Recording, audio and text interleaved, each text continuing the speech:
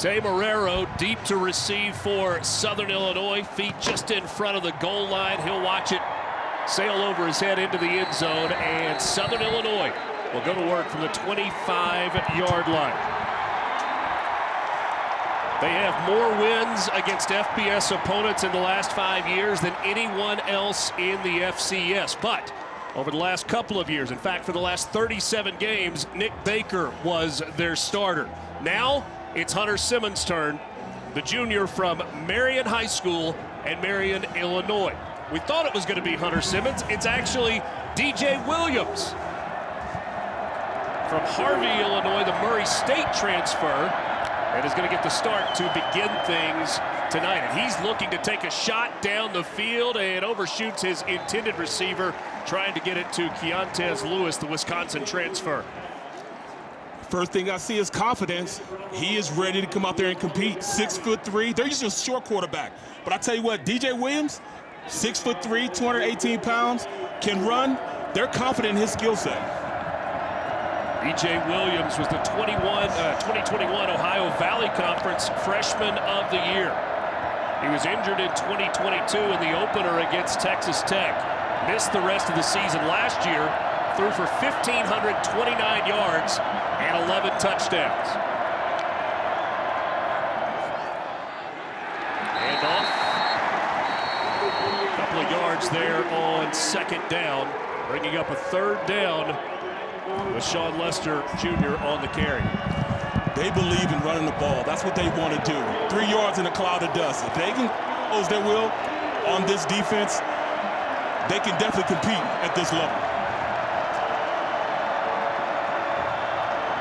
Crowd on its feet, coming alive for the first time in this season opener. BYU struggled to get pressure on the quarterback a season ago. Only 11 sacks all season long. They bring pressure up the middle. DJ Williams can't escape. He's dropped short of the 30-yard line. Jack Kelly on the tackle. Great lane discipline on the rush.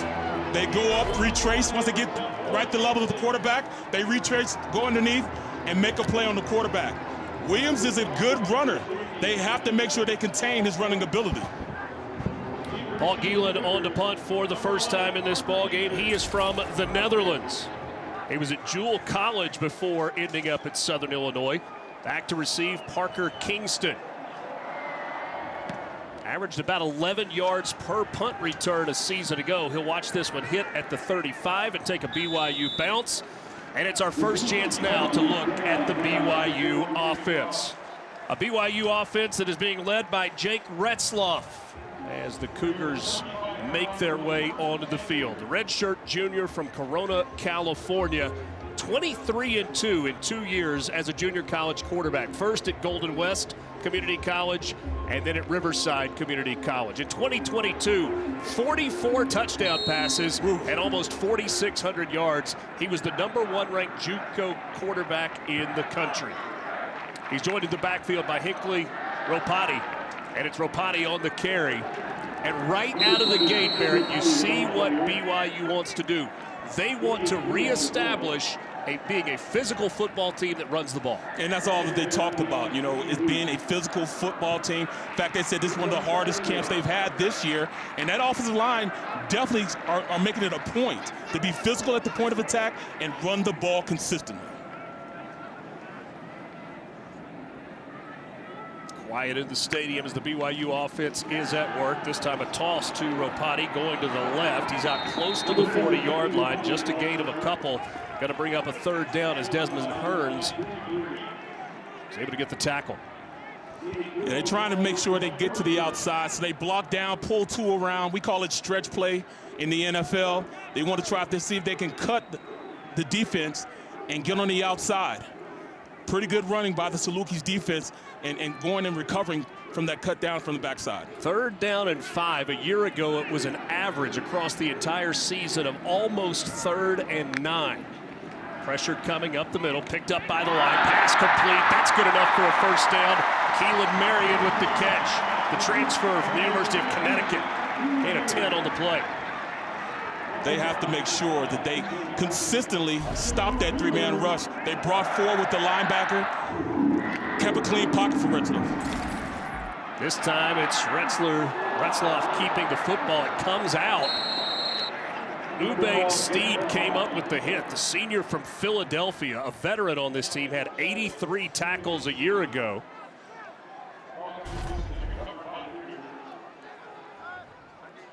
That ball popped out after the hit by Steed, but BYU able to recover just across midfield.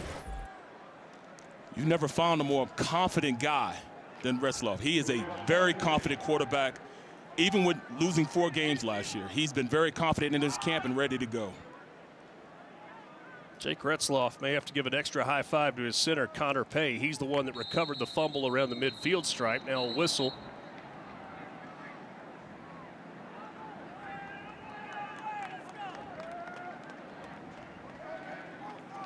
Check on the mark from our officiating crew. Rich, the center showed some hands, didn't he? Get on it, big man. Kevin Randall, our referee tonight.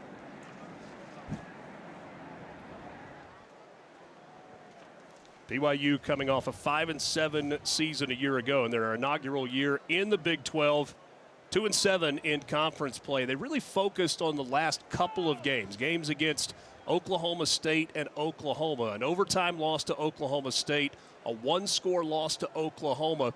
They certainly gave credit to those teams for the win, but felt like those were games they could have won. And there's a completely different feeling around this program if they pull off at least one of those wins. We're talking about then being at a level in which they're going to this season beating the 2 powerhouses in the Big 12 last year. I mean, competing at a level with 2 teams in Oklahoma leaving and going to the SEC, but Oklahoma State right there, as far as being the champion in the Big 12. I like the fact that they're going in and they wanted to start it off with just the physicality of camp going into this season, and they feel better because of it. All right, so we got no flags. We got no explanation.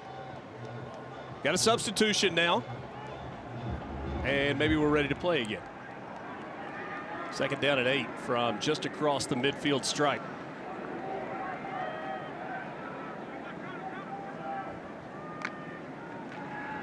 Retzloff, an option look to the left side. Ropati off the pitch across the 45, and he's wrestled out of bounds a couple of yards short of the 40-yard line by Dewey Green. Yeah, it looks like they're trying to attack the outside of the Saluki defense. They run the option right here, reading off the guy on the outside and then trying to pitch it out so they can get some, get to that sideline and making sure that they can have a cut. And maybe one guy misses, take it to the house. 3rd and 2 coming up for the BYU offense. New running back into the game. It's L.J. Martin. Freshman a year ago rushed for 518 yards and 4 touchdowns. A toss to Martin trying to get to that outside, and a good job sealing the edge that time by the Southern Illinois defense, again led by Desmond Hearns, his 2nd tackle on this drive. Watch how these linebackers on the outside can just run downhill and get over the top of these blocks. And they're so fast getting to the point of attack. Maybe they see something that they thought was going to be a weakness for the Saluki defense. It looks like they're up to the challenge. And going for it on 4th down from the 43-yard line. Need to take it across the 40. Retzloff from the gun wants to throw. He's got time, throws the slant, and completes it to Chase Roberts for a 1st down. Jameer Khan in coverage that time, but Roberts able to get to the inside. And he talked, Retzloff talked about how he had so much confidence on the receivers, and they have just about any type of receiver you need in this offense. Somebody can take the top off, getting the crucial down, just like you saw with Roberts on the slant. Chase Roberts, one of the captains on this BYU football team. L.J. Martin stays in. Retzloff under center for the first time in the ball game. And it's a handoff to Roberts on the fly sweep. Roberts spinning his way down close to the 30-yard line before it being dropped by Colin Bohannick, the middle linebacker, getting out to the sideline to make the tackle. You continue to see the theme. They're trying to attack the outside of Saluki defense. Right there, they were in 12 personnel, 1 running back, 2 tight ends, and the speed on the outside, get out on there and then try to get a block. But once again, the Salukis are there to make a play. may lean heavily tonight on Chase Roberts. Darius Lassiter is having to sit out the first game of the season. His JUCO year in 2019, he played in one game. Thought he was out of eligibility. This is a backwards pass, a toss down the field, and it's underthrown, incomplete, but a flag comes in. Parker Kingston on the pass, trying to get it to Matava Tase, the big tight end rumbling down the field. Through the lateral back. Pass interference. Defense, number 1. 15-yard penalty. First down. That's a tough play on this play because you turn around, you see the tight end. If he'd have led him a little more in the middle of the field, it would have been a big play. But as a defender, he didn't turn around to look and try to eye the ball. So because he ran into him, that's why the flag was thrown. BYU in the red zone on their opening offensive possession. Hinckley Ropati is the back. Off the left hip of Jake Retzloff. This time it's Ropati coming to the right, and there is not much there. White jerseys all over the place as the Salukis stuff the first down run. Jamon Mathis leading the way. You know, that's Coach Hill is one of those guys that, you know, he wants to be physical at the point of attack, and he has big guys in the middle of that defense, which allowed them to pretty much hold up and by themselves on the inside with a 3-down defensive line. 10th play of the drive coming here for BYU. A sidearm pass and maybe some miscommunication. Trying to get it that time to Keanu Hill. There you get a look at Nick Hill, head coach, 39 years old, and in his 9th season as the head man. Back-to-back seasons with wins, we told you earlier, against FBS opponents, Northwestern and Northern Illinois. In program history, Southern Illinois has 6 wins against FBS opponents. Nick Hill has been involved in 5 of those, either as a player or now as a coach. Retzloff, pocket breaks down, and he takes off, trying to make a play with his feet. He's knocked off at the 10-yard line. Iverson Brown on the tackle. Gain of 5 on the play. You know, here, you know, I think, you know, it's one of those RPOs. It looks like an RPO, but he just has so much confidence in his ability to run the ball that he just pulled it down and ran with it. I'm looking for see if they're going to go out there and run a little more RPOs in this. That way he can get this defense running one way and then cutting back the opposite way. 4th down and 4. They can get a first down. Got to get across the 5-yard line. Second time on this opening drive that Kalani Sitake's team has gone for it on 4th down. Retzloff goes back to the slant. He completes it to Roberts again. 1st and goal, Cougars. Great play by Roberts. Put him in a slant. They're in man-to-man. He's able to go out and make a play on the slant. Well, good job by Roberts, kind of bobbling the football, able to haul it in. 1st and goal from inside the 2-yard line. On the ground, into the end zone. It's Hinckley Ropati. Let me see from the pit. First touchdown of the season for BYU comes on the ground. Fitting, considering what Kalani Sitake said he wanted this team to be. I love this play, Rich. When you watch it, look who's blocking. It's your number 1 receiver going out there and cutting off the backside and then just taking it up the middle, running between the tackles, imposing your will on the defense. 2nd career rushing touchdown for Hinckley Ropati. Number 7 finds the end zone to start things off on the opening offensive possession of the year for BYU. Will Farron on for the extra point. Boise State transfer. Splits the uprights, and it's 7-0. A 13-play, 65-yard drive. Took 7 minutes, 12 seconds. It's BYU in front, leading it 7-0 over Southern Illinois.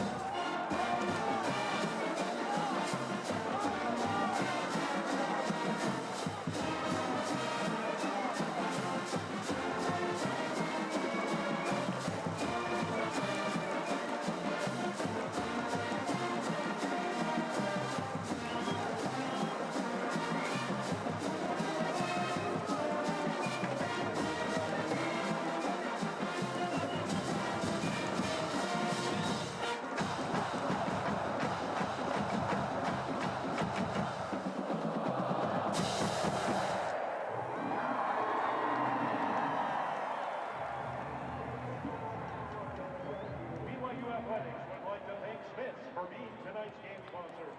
Representing Spence is Customer Communication Manager Todd Eisenhower. Presenting him with the team signed football is Senior Associate Athletic Director Liz Darker. Let's give Spence a round of applause for their support of BYU Athletics.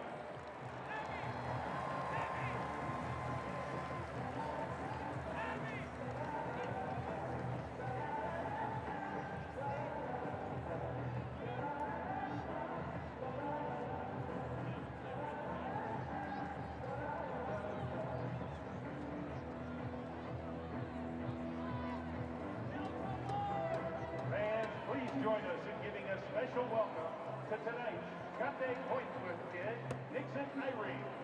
Nixon joined our captains in the pregame point toss ceremony. Sunday has joy in every journey.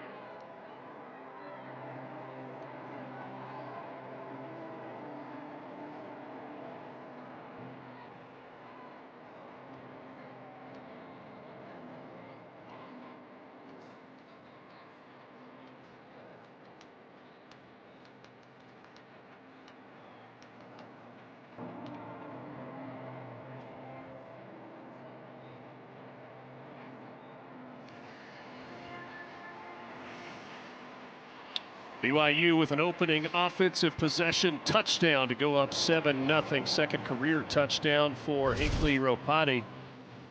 Kalani Sitake in his 9th year as the head coach at his alma mater, BYU. He is the de facto defensive coordinator. He is calling the defensive signals in this game tonight. Jay Hill is the defensive coordinator, but has had a tough week, was not feeling well after practice on Thursday. Tweeted earlier today that he was going to miss being the defensive coordinator tonight and never imagined that he would have a heart attack at the age of 49. Went to the hospital with his wife's urging on Thursday night. Had a procedure done on Friday. Wow. Feeling better, and here he is in the booth.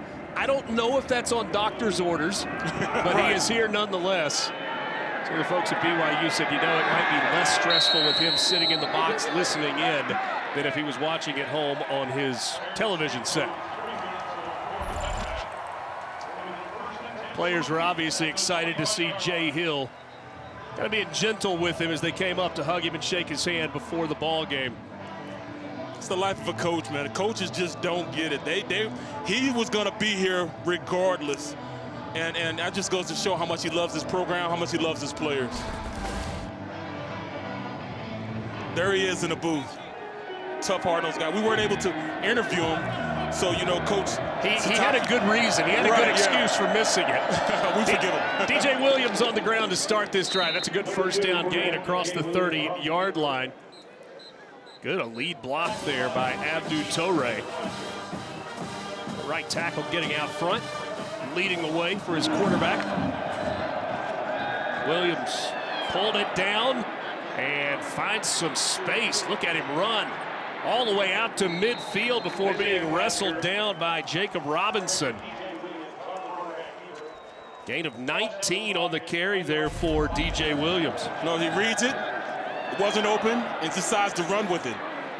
He does have great legs as far as being able to run these read options when he does have to do it. But I tell you what, he has a big offensive line. They average about 300 all the way across the board. So it's not like they have a small FCS offensive line. They have an FBF caliber offensive line blocking, and they're all seniors and juniors. Jalen Benefield is the back. They fake it to him, and now DJ Williams brought down. A sack that time by Isaiah Banya, the first of the season, and they're now 1/11 of the way to their season total from a year ago. All right, and this is, I'm just gonna run through you. I'm taking the shortest attack route, and that's through the tackle and to the quarterback. That's when we talk about toughness. That's why they had the camp that they have. They want those tough impact plays like that going on at their front court. Loss of 11 on the play, so it's 2nd and 21. Williams looking to throw, dumps it out to the 45. There was a knee down there on the catch by Ryan Schwindeman. At 6 catches a season ago. A completed catch. The runner's knee was down. 3rd down. Gain of 6 on the play will bring up 3rd and 15 for the Salukis offense.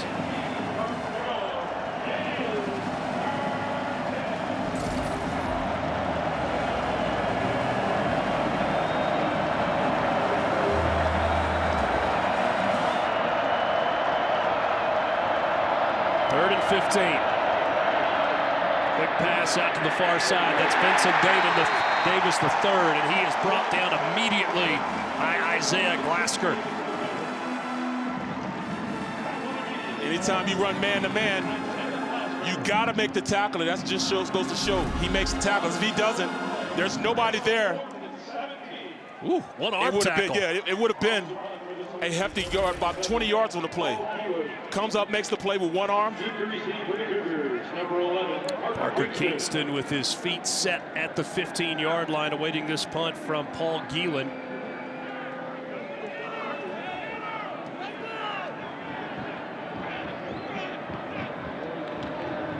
Closing in on 3 minutes remaining in the opening quarter. BYU leading 7-0. It's a fair catch called for by Kingston.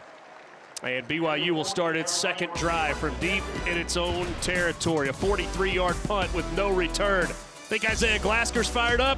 You better believe it.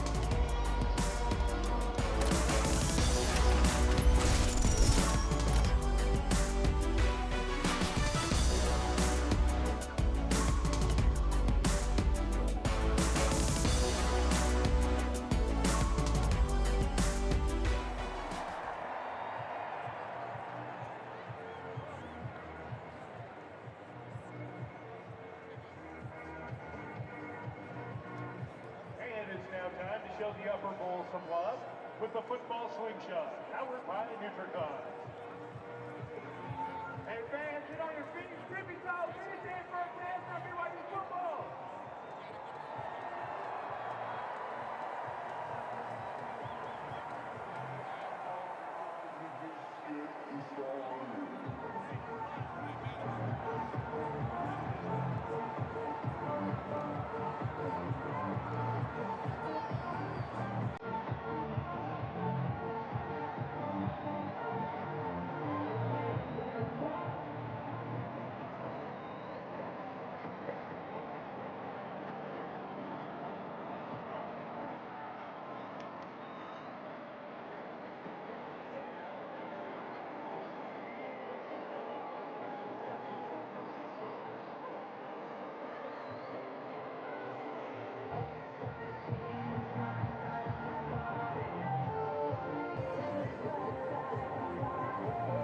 Control of your health tonight by visiting NutriCon.com.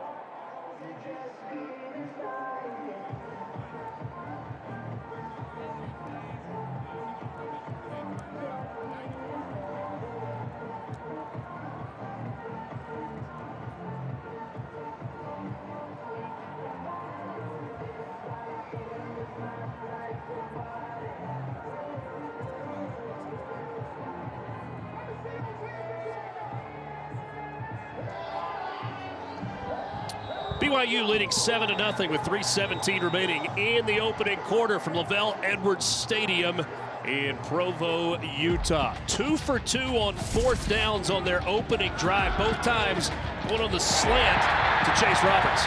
Yeah, it goes to Chase Roberts, but look at this. He cuts off the backside. Talking about unselfish. This is the wide receiver, just got him down here. He cuts off the backside on for the score. That's talking about unselfish, physical play. What they lacked a little bit of that physicality last year. That's them showing they're physical enough to have their best wide receiver cut off the backside. Hinkley Ropati in the backfield alongside Jake Retzloff, who was announced the starting quarterback. He knew it sooner than that. It was announced officially to the BYU fans earlier today. Cody Epps, the intended receiver, couldn't hang on. It was a true battle in camp this year for Jake Retzloff. He started the last 4 games of last season. There were some high moments and there were some low moments, but it's experience that he says he can learn from, he can grow from. His head coach believes that as well. But there's one thing that we have learned in a very short time being around Jake Retzloff. He has a massive chip on his shoulder, and it doesn't take much to give him a little extra motivation.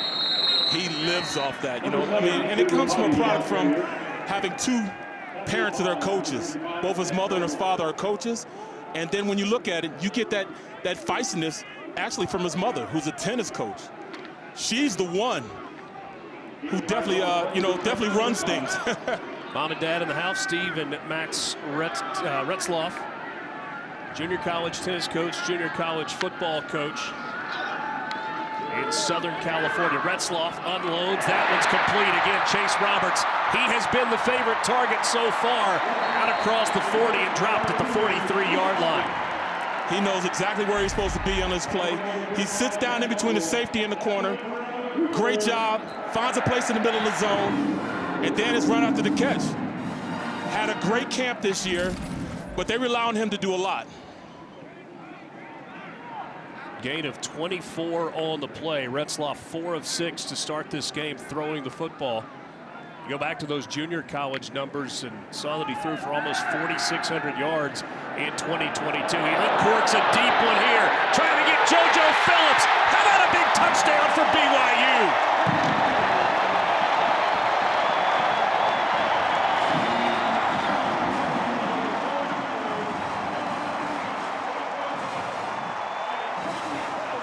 C.J. Parson in coverage that time for Southern Illinois. Jake Retzloff making it rain with the deep ball on the post. We talked about that yesterday. How about that smile from Mom and Dad? How cool is that? That's great.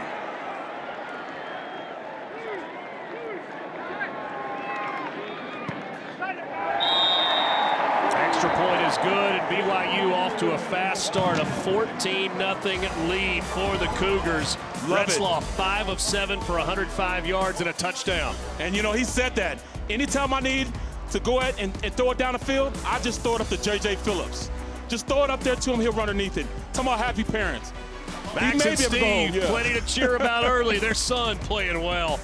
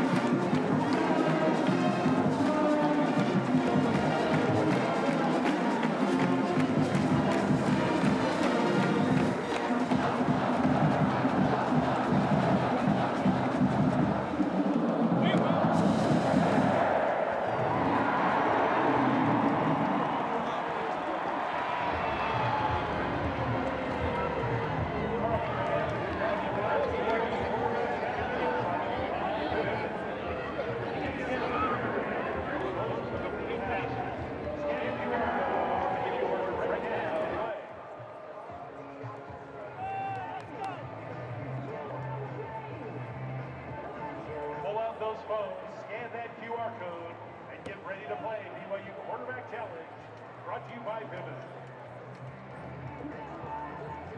Here we go.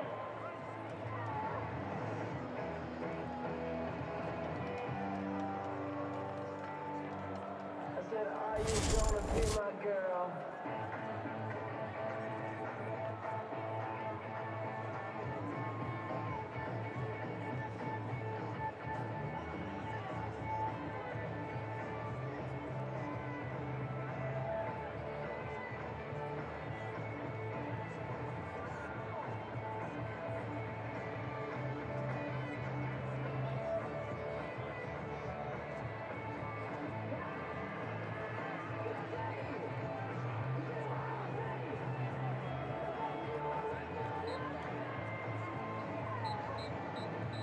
Our winner.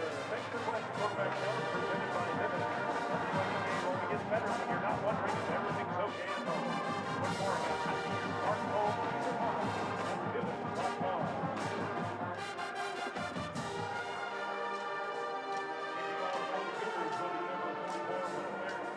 Deep to receive for the Louisiana Tech team.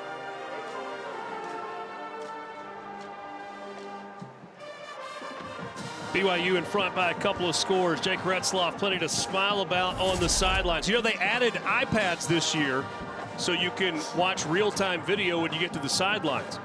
A lot about that is for adjustments.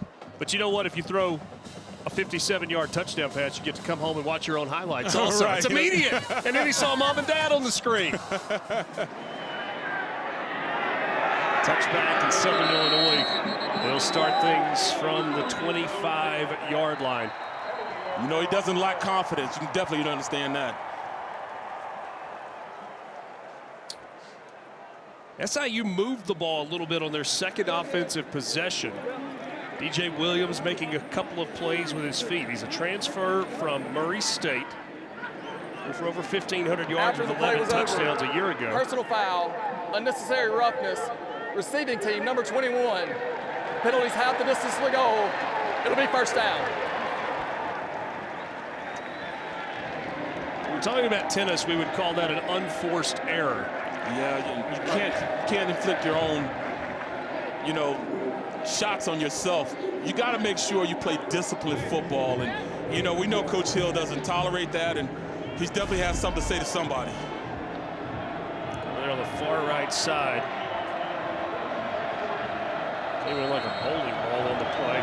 Looked like he got the worst of it also. Sean Lester Jr. into the game. The handoff is to him, and there's not much room on the right side. Banya leading the way with the tackle for BYU. It's a BYU rushing defense that gave up almost 178 yards per game a season ago. Hey, Barrett, we were talking a second ago about wanting to get pressure, wanting to get sacks, but there was a bigger overall focus about being more physical on both sides of the ball. Especially up front. You know, I mean, and it used to be a mainstay in Cougar football where the defensive line and offensive line usually set the tempo for the team. And that's something, you know, that Coach Sataki definitely stressed this camp. And they, you know, they said they were a little bit, you know, mad that, you know, they got portrayed as the team to only give up 11 sacks last year. It's unconscionable. They should have been a lot better than they were. Sean Lester brought down by Harrison Taggart. Taggart leading the way for no gain. One thing that is apparent so far, though, is that the legs of DJ Williams are special. He has looked good when he's seen a seam. But you can't run him the entire game. You know, you run him. Good point. You run the chance that he might get hit by, because penetration, they're definitely getting penetration up front. This time it's a fly sweep, and that one is blown up. Bryant Strother on the tackle. Is that intentional, or do you just push a guy wherever he'll let you take him? No, you want to get the offensive line on two different levels. You get them on two different levels, then you can get those guys to penetrate in those gaps, and that's what they were able to do. He pushed him, and once he got there, it came inside on him. Jake Retzloff, after a punt of 39 yards, will bring the offense back. I told you earlier, chip on the shoulder. He told us, guys, they think we're going to be terrible, predicting 4.5 wins, and then he showed us a screenshot of the Pro Football Focus Big 12 quarterback rankings, where he is number 16 on the list. Jake Retzloff, with this throw, said, hey, PFF, when are you going to re-rank these guys? Here I am. Fired up to go back and watch that on the tablet. The 57-yard touchdown pass was the longest of Retzloff's career, also the longest reception for JoJo Phillips. They go right back to the air. Chase Roberts with another catch. You know, once again, that's him being confident in his arm, number one, but just going and seeing the read, number two. They high-load him on that play, and he went to the open guy. He didn't go for the chunk play. He went to the open guy on that play, and that was a great pass. Get the ball to him. Let your athletes go out there and work for you. L.J. Martin in the backfield.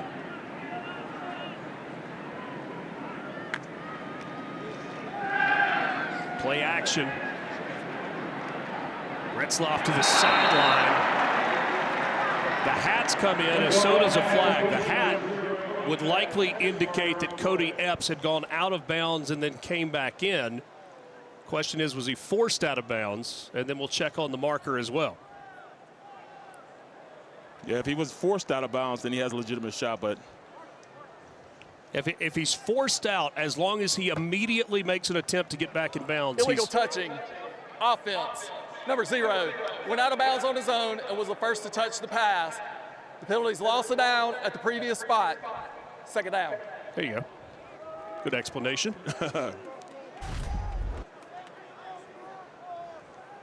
And it's one thing he does do well. He could definitely get out and make a play with his legs. And then I expect him to go out and maybe move the pocket a little bit just to show his athleticism. Epps on that comeback route. That was really close on the sideline there. Officials looking straight down the line. So they got those feet on the white paint, at least one of them. Retzloff out of Corona, California. It's a handoff up the middle, a big run for L.J. Martin. Iverson Brown brought him down after a gain of 6, so it'll be 3rd and manageable. When Jake Retzloff was a junior in high school, and he played at Centennial, which is kind of a powerhouse program in Southern California. His junior year, there were kind of a pair of starting quarterbacks. They were playing in a high-profile game, and neither of the starters could get anything done. And they went to him, and he led a little bit of a comeback. And so they went to a tri-starter situation. Going into his senior year, it was going to be his team there at Centennial. And then in 2020, the world kind of came to an end there for a little while. They ended up only playing a spring season. It was just against conference opponents, little limited schedule. And so he didn't have that opportunity to try and go out and impress college coaches. The only opportunity was to go the junior college route. Performed well, but it was hard to get there. About an hour and 40 minutes from his house. He was spending the night at 3 different houses each week during the season. He would spend a couple of nights at his own house, again about an hour and a half away. His high school coach lived on the drive there. He would stay there some, and then had an uncle that was on the way, spent some time there. Said it was about to kill me. That's pure dedication. You know, we talked about it. Football was important to me, but it wasn't the most important. He feels as though football was his most important thing that he needed to do. And, his parents and everybody else that were a part of his life really helped him to get where he needed to get. I mean, he went by way of 2 junior colleges, got a scholarship, got denied the scholarship, and then worked his way to BYU, all in a 2.5-year span. Toss to the outside. Martin picking his way through defenders and picks up enough for the first down. Just across the line to gain. 10 yards on the carry, that time for L.J. Martin. Stretch play, block the tight end down, bring the tackle and the guard around, and they're trying to figure it out, man. They're trying to get to the outside. This is becoming the war of attrition on this defense. They're going to start getting tired, and the worst thing you can do to a defense is run the ball and they can't stop it. But they consistently stuck with it. They didn't do it last year, but they're sticking with it this year, and it's starting to pay dividends on them. This drive is mainly a run drive, and they're doing a great job of blowing those guys off the ball. Fresh set of downs from the 24-yard line in Southern Illinois territory. Retzloff taking a shot toward the end zone, had a wide open receiver, and he sailed it over the head of Ethan Erickson. He wants that back. A little sail route, tight ends wide open. He gets, lost in the sauce, with this defense, all by himself. Had 2 guys there, kind of broke it to the outside, and Retzloff knows that he missed one there. Ropati back into the game. They are rotating Hinckley, Ropati, and L.J. Martin early in this game in the backfield. Get down, too deep. You too deep, get down. And off on the sweep, it's Chase Roberts trying to turn his way up, and he's knocked off his feet at the 20 after a gain of 3, spotted at the 21-yard line. So you mentioned the scholarship going away. After a good first year of junior college for Retzloff, he thinks he's got an opportunity to go play at UTEP. on a full scholarship at the Division I level, and he's excited about that opportunity, moves in, ends up having an issue with the transcript. There was a class that he didn't do as well as he needed to in, and so he was one class short, had to come back, called his dad as he was driving from UTEP back to Southern California, about a 12-hour drive, and said, Dad, here's what happened. I need you to call Mom. I can't bring myself to tell her. I don't want to tell Mom, and that just goes to show the amount of respect he has for his mother. But like I said, she's the feisty one. And the expectations for her are always going to be high. Dad may, be like, all right, son, we're going to do it this way. But, hey, Mom definitely was going to get on him. And, it just goes to show the family support that he had to go through everything he's went through for 2.5 years. But look at him now. Starter opening day for the BYU Cougars. 36-yard field goal attempt here for Will Farron. He was 11 of 14 a year ago. Farron can't get that one to go. Left it out to the right, and it stays 14-0. That's the first win of this game for Southern Illinois. We'll see if their offense can get going when we come back. 9:26 to go, second quarter. BYU 14-0.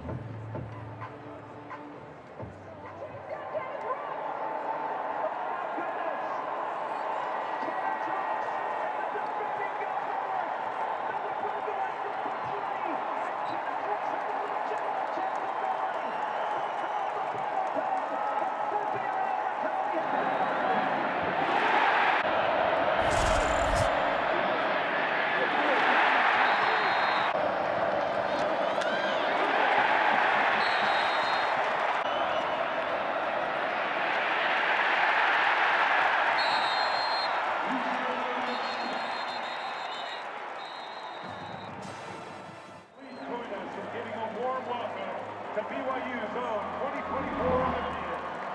BYU.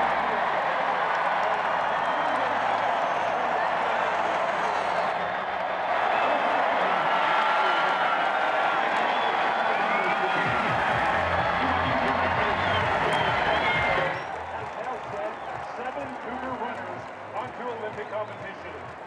Steeplechaser James Corrigan reached the Olympic semifinal while just a sophomore at BYU. Corrigan will return to the track for the Cougars. Canadian Rory McCullough represented BYU in the Olympic marathon, finishing in 2 hours and 13 minutes. American Clayton Young represented BYU in the Olympic marathon, walking 2 hours and 8 minutes to take 9th place. You know him as an NCAA champion. Back-to-back USA champion, and now Kalani Sitake calling defensive plays tonight for BYU with his defensive coordinator out. The defense has been good so far. Getting up the field, penetration on his offensive line, reading, reacting, playing a more physical brand of football. Look at that. Reading and just getting up there and hitting guys. You know, coming out with a purpose, a nasty disposition. This is what defensive football is about. Coach Stock got these guys going. DJ Williams keeps it. He's tripped up on the play. That was Jack Kelly with the shoestring tackle. Last year, that might not have been a play. But this goes to show he's reading, getting outside, and making a play. You heard both Kalani Sitake and the offensive coordinator yesterday for BYU talk about how physical, Aaron Roderick, their offensive coordinator, talking about how physical both spring practice and camp were. As a former player, when you hear that, does it make you cringe a little bit, or do you understand why you go that route? If you go out there and play physical in practice, then you instantly take it to the game. Once you get it to the game, it becomes second nature. I was always along the mindset, you practice the way you go play in the game. If you go out there and you kind of shy away from things, you shy away from the game. If you go out there ready to just run through somebody, it applies to the game. I played with the Steelers, and our disposition was, we'll go out there, we'll fight you to the bitter end. We had harder practice than we had game day. I always played against a great player in practice, then it applied to game day. Which that mindset has changed in the NFL a lot since you retired. They've backed off on the amount of contact that's even allowed based on the collective bargaining agreement. SIU may be fortunate not to have gotten a flag there. Looked like a couple of guys moving at the same time. Schwindeman was the intended receiver. That defensive line is wreaking havoc.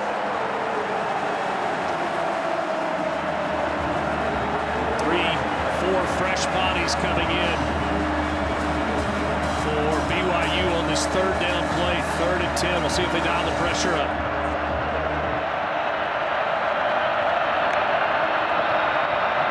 Kelly walked up on the end of the line there at the bottom of your screen, number 17. Look who they have lined up over center. Not going to get it off in time. And I think a timeout taken, yeah, it was by Southern Illinois to avoid the delay of game. Southern Illinois, that is their first. It'll be a full timeout. Southern Illinois takes the timeout. We'll take it with them. 14-0. BYU in front with 8.5 to go in the second quarter.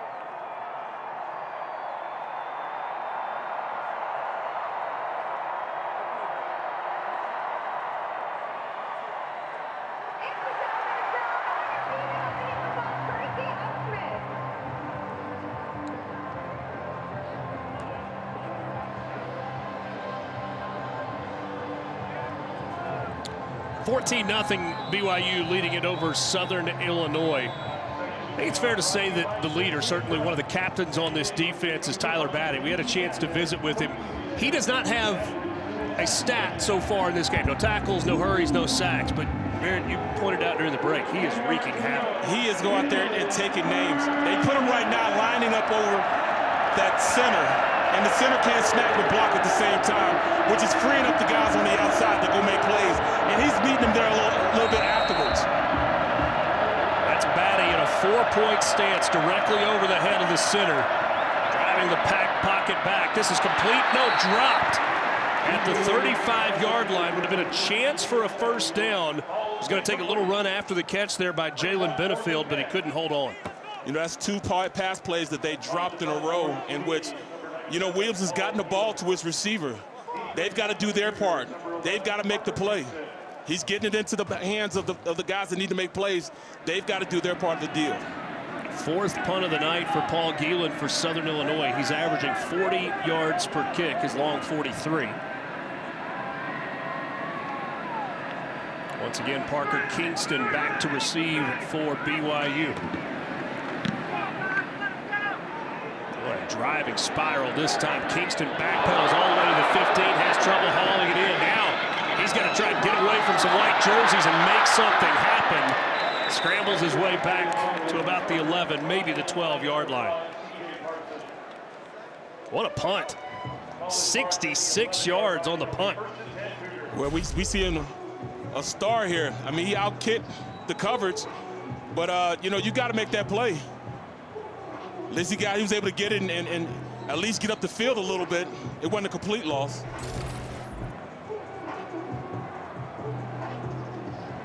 Retzloff, Ropati, and the rest of this BYU offense clad in all royal blue tonight, back out on the field. Scored on their first 2 possessions, touchdowns on both of those. Retzloff missed on a throw, had his tight end Erickson open for an easy touchdown score, just had it sail on him. They start this drive out on the ground, and it's a strong run out to the 20 by Ropati. One-step cut, go downhill. I'll take 7 on that. Power football.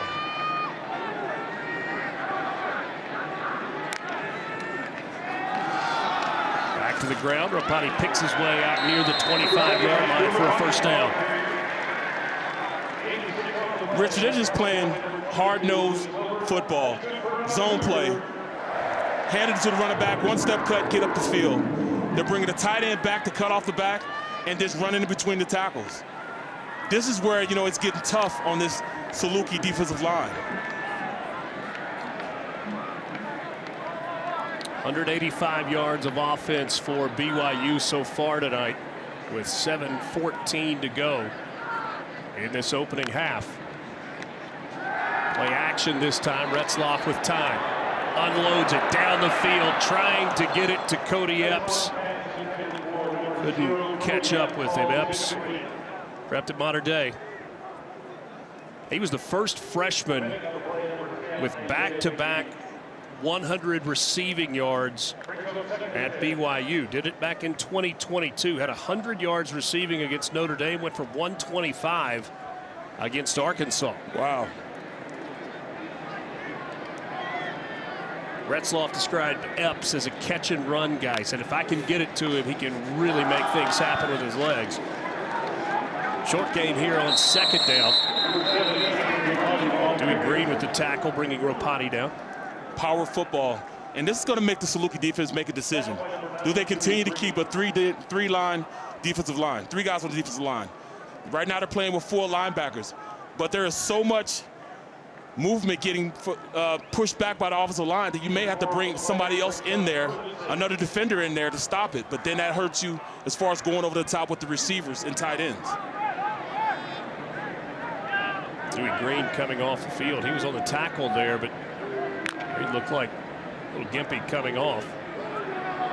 Play clock down to 2, down to 1, and a timeout taken by BYU. Timeout. To avoid the penalty. That is their first. It'll be a full timeout. Break in the action, 6:16 left in the opening half. BYU leading it by a couple of scores.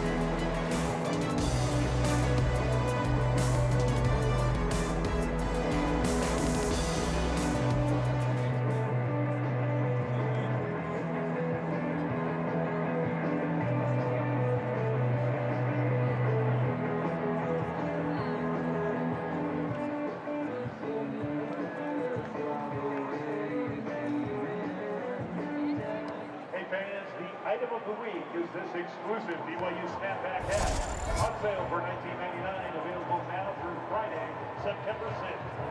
BYU Store, official outfitter of BYU fans everywhere.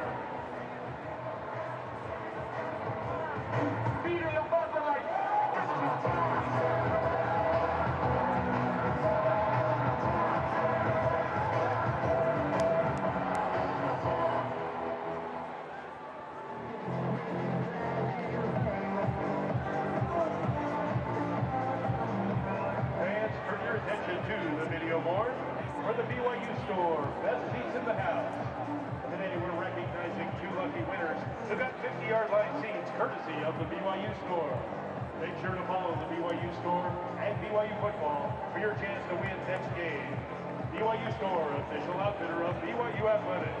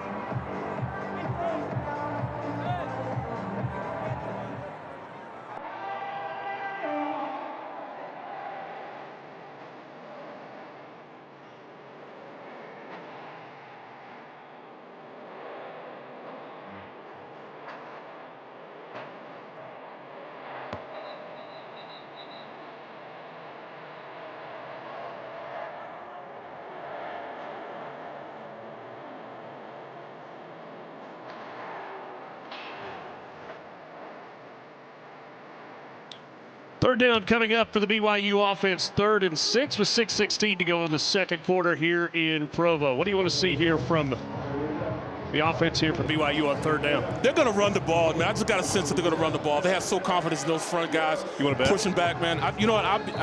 That's bet $1. No. How about one of those ice creams we saw a second ago? Right. Let's call the president. Let's go. Ropati in the game here on 3rd down. 3rd and 6 for this BYU offense. Parker Kingston was the motion man. Let's go check with me. Play clock down to 5. They've got to hurry. Just burned a timeout before this play. Down to 1. Barely got it off. Southern Illinois' coaching staff wanted a penalty. How about a throw and a catch down the middle of the field? It was Kingston coming from the opposite slot all the way across to haul it in. Chris Presto, Iverson Brown combining on the tackle. You owe me some ice cream. It was a check with me. They checked at the line, though. But if you look at it, they were in 12 personnel, both of the tight ends on the line of scrimmage, and they were able to do that because they thought that they were going to run the ball in that formation because they've done it so successfully, which opened up the pass, and that's what I meant by you got to pick your poison. If you're going to go out there and stay with 3-man line, you bring somebody else up there, then you got to live by, stopping the run. Then it opened up the pass. 36 yards on the pitch and catch between Retzloff and Kingston. Fresh set of downs on the plus side of the field, and they go back to the ground game. And remember, the play clock was winding down, coming off of a timeout. Seeing it at 1, just barely. Yes, barely. Might have been a good argument there from the Southern Illinois coaching staff. Turned into a big play, though, for the Cougars. Hometown cooking, you're playing at home. You need those type of things.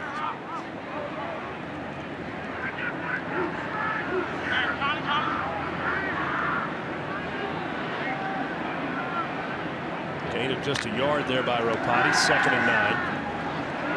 Retzloff pressure coming, and he is dropped. Ben Bogle coming off that edge. Took a while for the routes downfield to develop, and Bogle picks up the sack. Yeah, sometimes that hurts you a little bit because the running back, he's trying to help you out and chip, but sometimes he chips you off the block, and I think that's what happened there. He chipped him off the block, and Bogle just went out there and finished the play. Great pass rush by him. Ben Bogle out of Nice High School in Ponte Vedra Beach, Florida. His sack for a loss of 9 yards there. He had 202 tackles as a senior in high school. Is that even possible? Now in his sophomore year at Southern Illinois. JoJo Phillips on the reception. He's got a touchdown catch tonight. Gain of 13, so it'll make the 3rd down play manageable as the ball is spotted right at the 30-yard line. Got to go across the 25 to pick up a 1st down. Complete confidence there in his offense. This is the 3rd time they went on 4th down.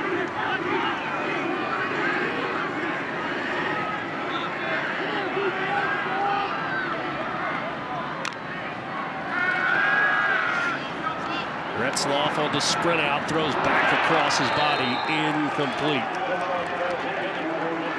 His confidence, getting more and more confidence on the defensive side of the ball. Coach James, you know, he's bringing guys in. If you notice, they had a lot more guys in the box, especially on the defensive line. They went to a straight 4-3 defense. 3-4 defense. Next Saturday on ESPN Plus, Albany in Morgantown to take on West Virginia. Sam Houston State goes to UCF. It's Long Island and TCU from Fort Worth, and Northern Arizona heads to the desert in Tucson to take on the Arizona Wildcats. To catch all the action, sign up at espnplus.com/big-12. So a fourth down stop.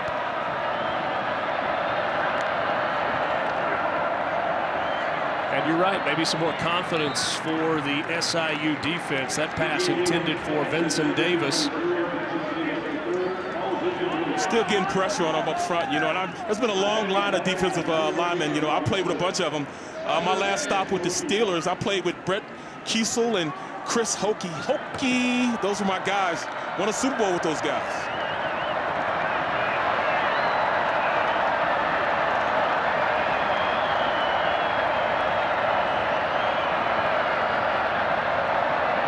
Second and 10. Sean Lester on the carry. Coming up on 3 minutes. Remember, at the 2-minute mark, you get the newly instituted 2-minute timeout into the first half, into the second half. So it happens in the second and the fourth quarters, 2 minutes remaining. College football adopting that NFL rule this year. DJ Williams taking a shot down the far sideline, and that ball is caught. Keontez Lewis hauls it in. One of the fastest wide receivers in the FCS. Not bad coverage there by Evan Johnson. It's a straight 9 route. Just throw it up there, and I'm going to go run up underneath it. That's having supreme confidence in your guys. BYU coaches trying to get a timeout. I think they wanted to review the play. SIU got the snap off. DJ Williams scrambles for a good gain on first down. The booing in the stadium when they showed the replay on the video board. I think the Cougar fans thought that one hit the ground. Coach Rowland said, hey, get up to the line, let's go. Just run, you know, get our best athlete out there, our quarterback, and run a QB draw play. This one not going anywhere from Lester, giving ground, giving up yardage. Let's go back and take one more look. 2-minute timeout. He's got it secured there. Oh, they had a point. The point of the ball. Bobbled, hit the ground. Lewis absolutely sold it. Officials didn't get a great look at it. We've got a timeout, the 2-minute timeout. SIU trying to get on the board before halftime.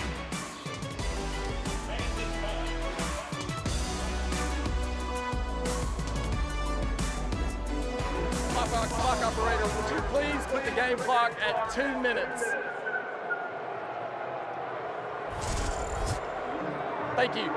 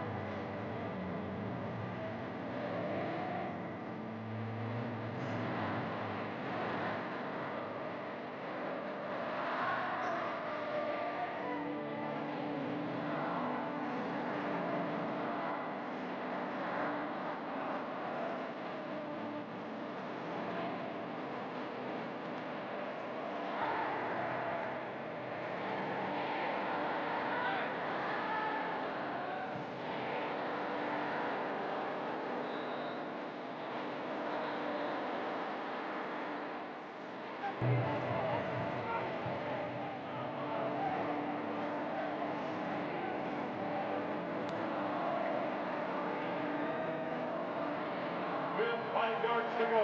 It is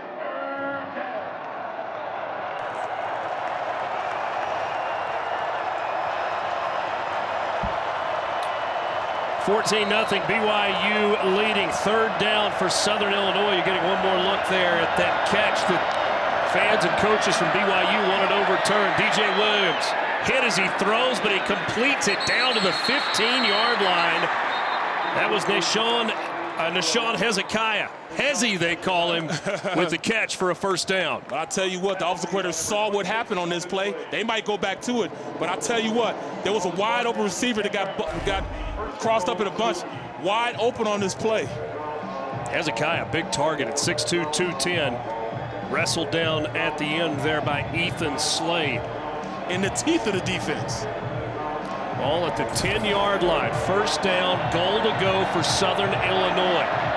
By far their best offensive drive of the night. Trying to get points on the board before halftime. Sean Lester is the tailback. They give a naked pitch. Whistles, though, before the snap. Timeout taken by Southern Illinois. Timeout, Southern Illinois. That is their 2nd. It'll be 30 seconds. I think Nick Hill, maybe on advice from the press box, saw something they didn't like with that play call against the defense they were facing. Thank you. The big Chase Evans there in the middle of the offensive line, played right guard for most of the time. He is working on his MBA at Southern Illinois. Fired up, too. Yeah, but I'll tell you what, man. There was Coach Rowland's going to see on this play. Watch on the outside. Watch this. It's a natural pitch play that occurs on the play. Get to the outside. Look, wide open on the outside. Their best receiver, one of their best receivers, is Lewis. Wide open on the play. So one of the two that took Hezekiah should have gone with the... Yes, they both went in and doubled Hezekiah on the play. Minute 22 to go until the half. 1st and 10, 1st and goal for Southern Illinois. Williams to the air. That ball is caught by Keontez Lewis inside the 5-yard line. 2nd and 5. They'll spot it at the 4. I think at this point you need to use your QB strength, his legs. He's done a heck of a job of being able to weave his way through the centerpiece of that defense. Williams from the gun, he gives it, pulls it actually, sees a seam and gets into the end zone for a touchdown. DJ Williams with a rushing touchdown, and exactly the way you described, Barrett.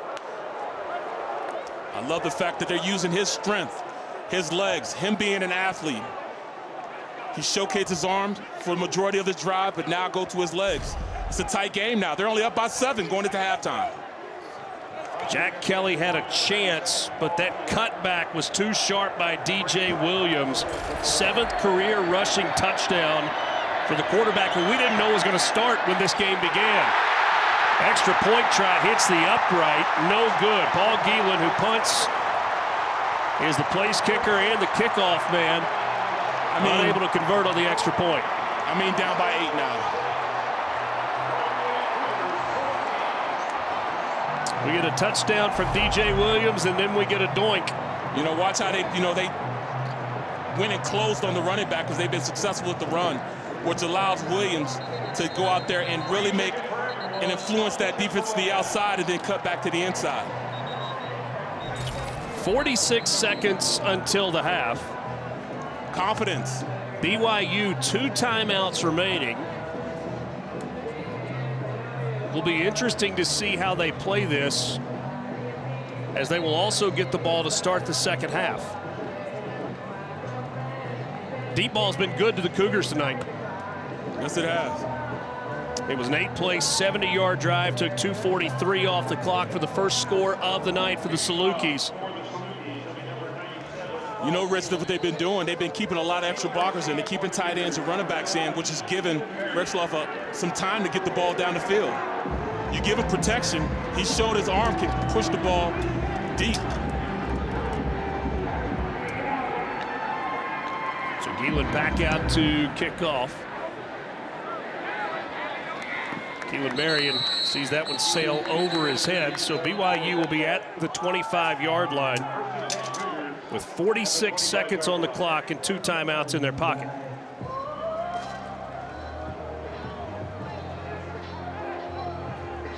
So what do you say when you're Coach Sataki and you've had a lot of success, but it didn't always equate to them going in and scoring? The Salukis have stopped them twice on defense now. They have a supreme confidence going into halftime.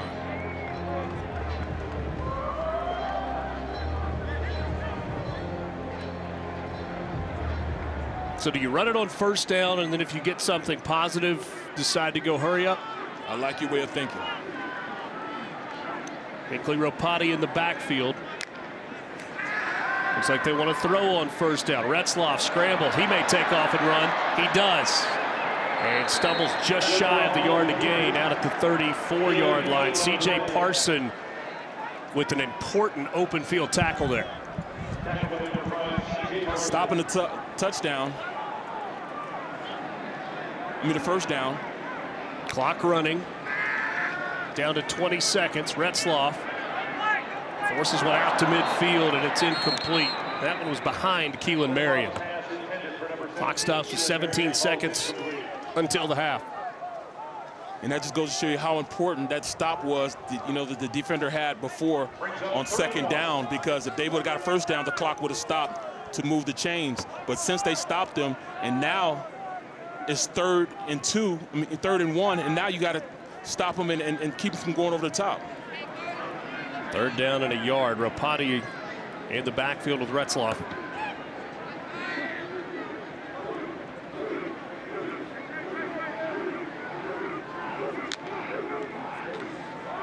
On the ground, Ropati for a first down and more. He's out to midfield with 10 seconds remaining in the half. Clock stops to move the chains after a gain of 16.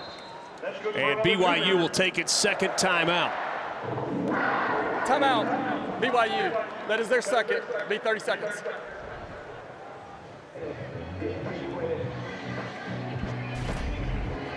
Up front, the offensive line, we call this almost like a stutter step to get to the outside of the defensive lineman, and then that running back just takes it straight downfield, one-step cut. So the ball is at the midfield stripe. If you're thinking about the possibility of a field goal before the half, Will Farron, the kicker for BYU, has a career long of 49.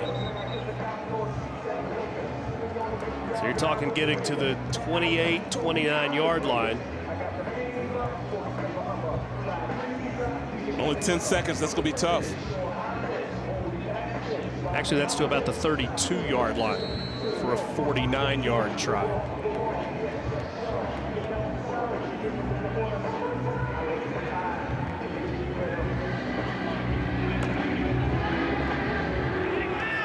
Eleven carries for 52 yards and a touchdown tonight for Hinkley Ropati. First down from midfield, just 10 seconds to go until halftime. Retzloff with time throws, and it's caught at the 32. That's Chase Roberts on the catch. They'll spot the ball actually at the 33-yard line. That is their third. It'll be 30 seconds.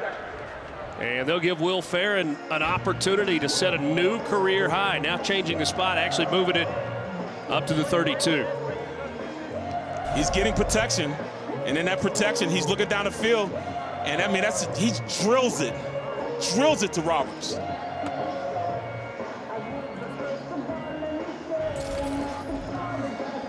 Farron was 11 of 14 a year ago, 0 for 1 tonight. Missed his only field goal try from 36 yards, pushed it out to the right.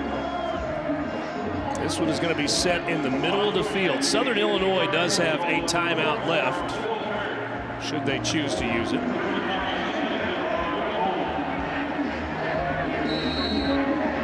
Officially will be a 50-yard attempt, which would be a new career long for Will Farron. Farron from Kaysville, Utah. He hits this one well. Does it have the distance? Yes, it does. Banged it through the uprights into the... Not just physical on defense, but on the offensive side of the ball in the first half. 90 yards on the ground for this BYU team. It's going to be the BYU offense that starts things off in the second half. They deferred the opening kickoff of the game. Jake Retzloff started 6 of 8 with a touchdown pass and 118 yards. Finishes the half 4 for 9 with 70 additional yards. I think the one throw that he would like to have back is the one that kind of sailed on him when he had his tight end open headed for the end zone. Absolutely, and a little touch. He just needed a little bit of touch, but he'll work all that out throughout the, coming of the season. But you can tell that he is anxious to go out there and really impress and show that he is the quarterback for this BYU team. Retzloff and L.J. Martin in the backfield to start this second half. Martin flips over to the left hip of Jake Retzloff. 0-4 to finish the year as a starter a season ago, but he has looked comfortable tonight. Iverson Brown and Jameer Khan combining on the tackle there for Southern Illinois. Yeah, if you look at the Saluki defense, they changed things up. They're now a 4-down defense, relying now only on 2 linebackers to make sure they can scrape and make plays. But I tell you what, it's only going to stop on pass plays. Can they still generate pressure and cover? Movement up front. May have been the center, Connor Pay. Connor Pay talking to the officials, perhaps. Delay of game. Defense. Disconcerting signals, number 90. 5-yard penalty results in a first down. And I think that's what Connor Pay was going to the officials to say, but he didn't have to explain himself. They figured it out on their own, and that results in a first down. Reed's trying to gain every advantage he can against this offensive line. There's been slick defensive line have done that in the past. Just can't get caught. It's Peyton Reeves right over top of the ball at one of the defensive tackle spots. First year as a starter, and they think an opportunity for him to break out at the nose guard spot. Retzloff lets it fly down the field, and it's caught. Keelan Marion hauls it in.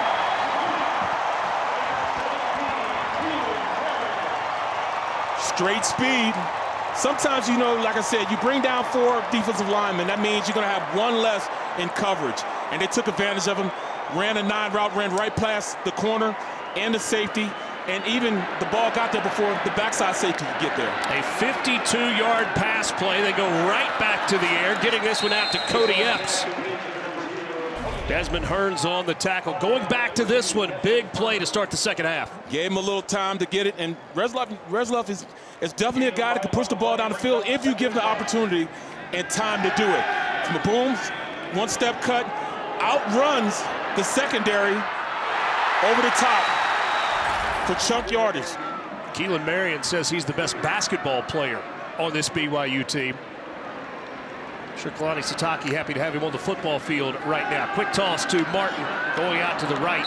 Good open field tackle there by Jeremiah Baxter, senior from Silver Spring, Maryland. He was a transfer from Frostburg State. Once again, they're trying to attack the outside with stretch play. Like I said, stretch, you block the tight end down, pull the front side guard and tackle around, and try to just eat up blocks. You're trying to gain a number advantage with those big guys on the outside.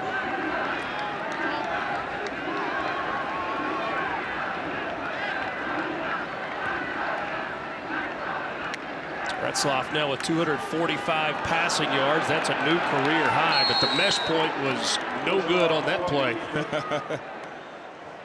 No, Bruno, I think it was supposed to be a little flip pass inside to the running back. They were in 20 personnel, 2 running backs, no tight ends. Kind of a new personnel package. So 4th down here for BYU. Offense staying on the field. They can get a first down without scoring a touchdown. Martin in the backfield with Retzloff. Roberts and Epps, the receivers at the bottom of the screen.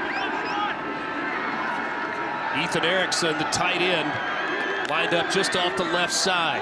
They give it to Martin on the ground. He's going to be close to the first down. Looks like he's got enough. Jameer Khan and Colin Bohannock on the tackle for SIU. First and goal for the Cougars. Supreme confidence. on the big guys up front. Quick pass. This one dropped. Roberts couldn't haul it in. And a flag on the play. I don't think everybody was set on the offensive line. It looked like Etienne wasn't set.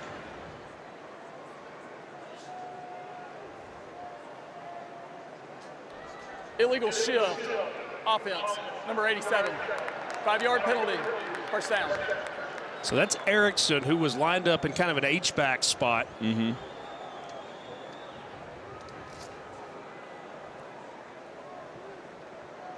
I don't think there were two moving at the same time, were there? Well, I know Etienne wasn't all the way set yet. Okay. And then tight end started moving. So now first and goal from the 7. Quick pass, L.J. Martin trying to get to the corner. Slips inside the pylon. And it's an opening touchdown to start the second half for BYU.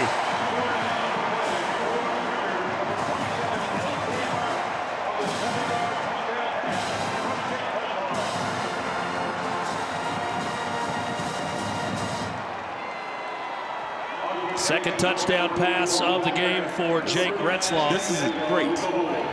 This is great football, man. So what happened there? Because L.J. Martin wide open, releasing out of the backfield. They just ran the ball so consecutive plays, and when you do that, this defense gets lulled to sleep. And they were able to sneak the running back outside by himself. They had a bunch of key plays on this, man. Look at it. As they go forward, the huge play down the middle, split the safeties. Big time play, keep the chains moving. Then turn around on 4th down, able to gain the 4th down, bring confidence in the offensive line. Then running back leaks on the outside, touchdown, confidence in his offense.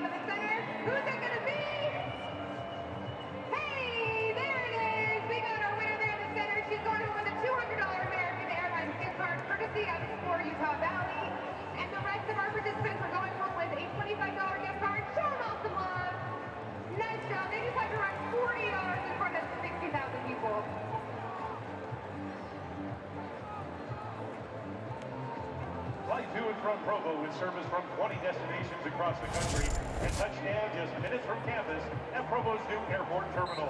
Learn more at utahvalley.com.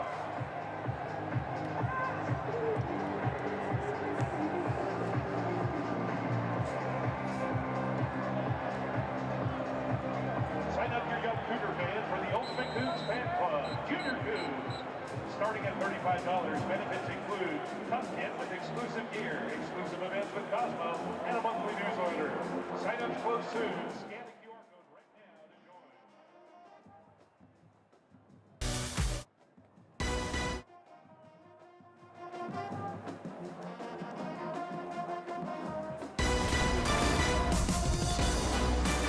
24-6 BYU in front of Southern Illinois.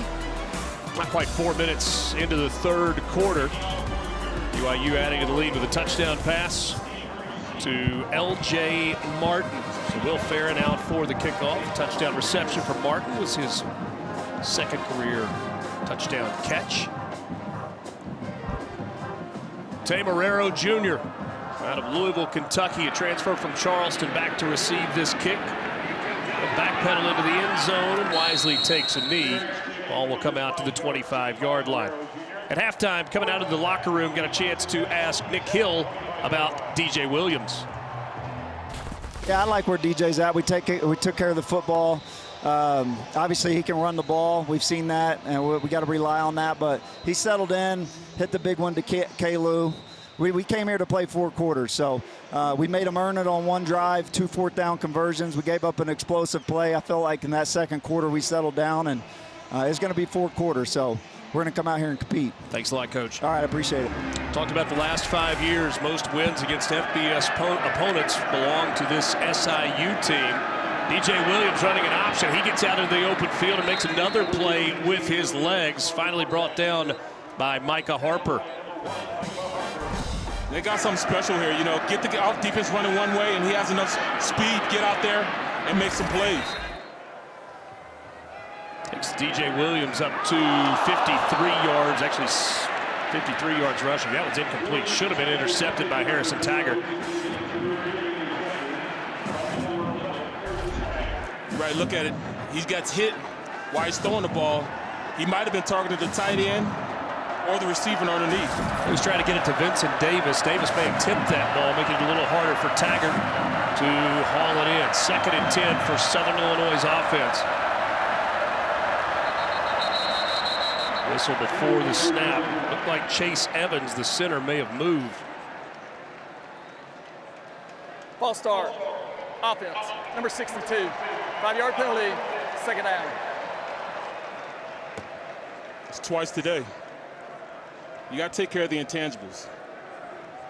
You can control snap count because you know the snap count. Please and you know reset the play. the game clock to 10:56. First year starting at center for Chase Evans. He started 12 games at right guard last year.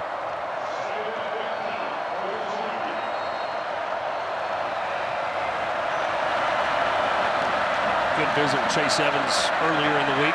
DJ Williams dumps it off to Lester out of the backfield, and that saved a sack. Lester ends up picking up 4 after the catch. Taggart and Tyler Batty combining on the tackle. They're running great ET stunts, getting that offensive line on different levels, and then you're able to pull off as a defensive lineman to create pressure going up the field. 3rd and 11 for the Salukis. Here comes the blitz. Williams initially able to escape. Jack Kelly was the one that brought the pressure and ultimately got him down. Watch how the defensive lineman crosses the guy's face, the guard's face, and then the linebacker comes scot-free because he can't get off because the defensive line crossed his face. Now Williams is just running for his life, trying to get up the field and get some positive yardage out of it. How about Kelly staying with the play? Also couldn't get him down initially with the sack. Stays there, gets the tackle. Southern Illinois will have to punt on 4th and 11. Gonna fake it, did not get enough. Covered well by BYU. Tanner Wall makes the stop. And now the Cougars have got phenomenal field position. Paul Gellin, Colton Hogue involved on the play. Coach Hill trying to pull out all the stops. He's confident in his team. He wants these guys to, get a little fire underneath them. Show that they can compete at this level. But on this play, they run a little option play, trying to get to the outside. But if you look at it, the Cougars had great fundamental defense. They stayed in their gaps, stayed where they were supposed to be at, and were able to come up and make the play. To Hogue, the up back, trying to option pitch it to Gielan, and that did not work the way that Nick Hill had hoped. So the BYU offense with its best starting field position of the night. They give it to Parker Kingston on a speed sweep. That is defended pretty well. Gain of 4 there. Jeremiah Baxter with the tackle. You know, Kingston reminds me a lot of Covey from the Eagles. He's the Eagles punt returner. Reminds me a lot of, might play a little slot receiver now for the Eagles. But, you know, just his size, speed, and quickness, his versatility. Kickoff, he's a punt returner also.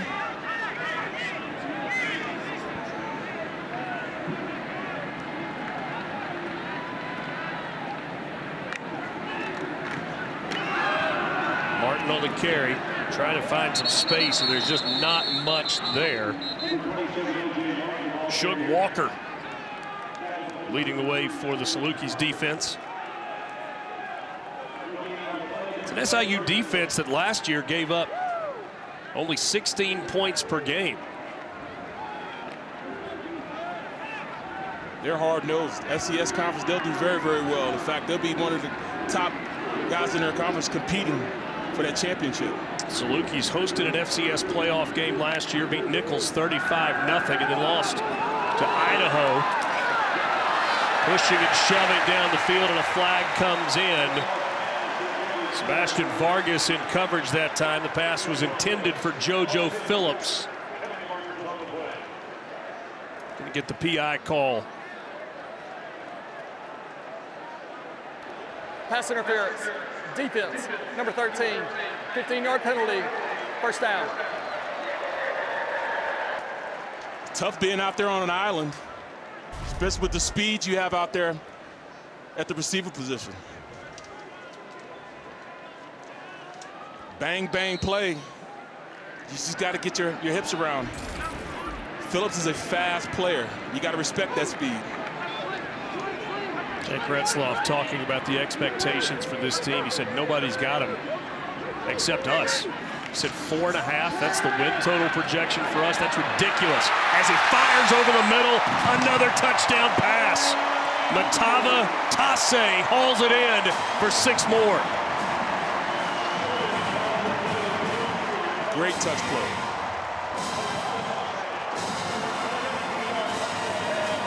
First touchdown career reception for Tase. He had just 1 catch for 4 yards a year ago. He's going to remember that one. Retzloff should also hit him right in the seam in double coverage. In 4 starts to close out the year a season ago, Retzloff threw 3 touchdowns and had 3 interceptions. He's got 3 touchdown passes tonight, as BYU is opening it up with a couple of scores on their first 2 possessions of the 3rd quarter. 31-6, Cougars in front of the Salukis.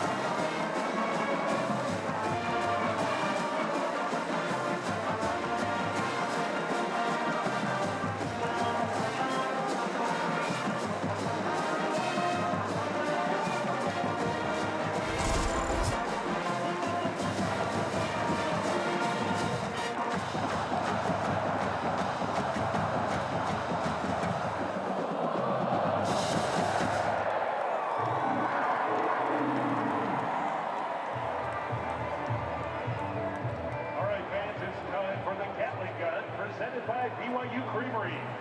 South end zone on your feet for t-shirts.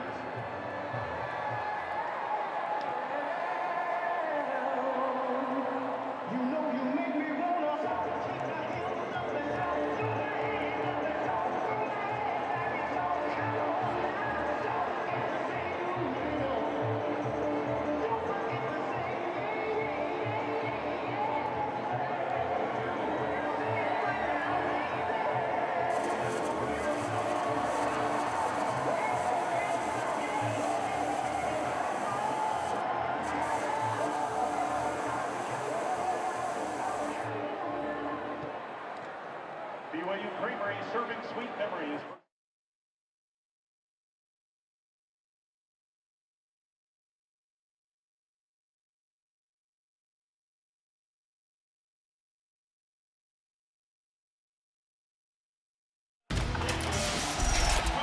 NFL play gets started next weekend. Andy Reid, a BYU alum, 3-time Super Bowl champion. How about Fred Warner, 3-time Pro Bowl selection linebacker here in the mid-teens.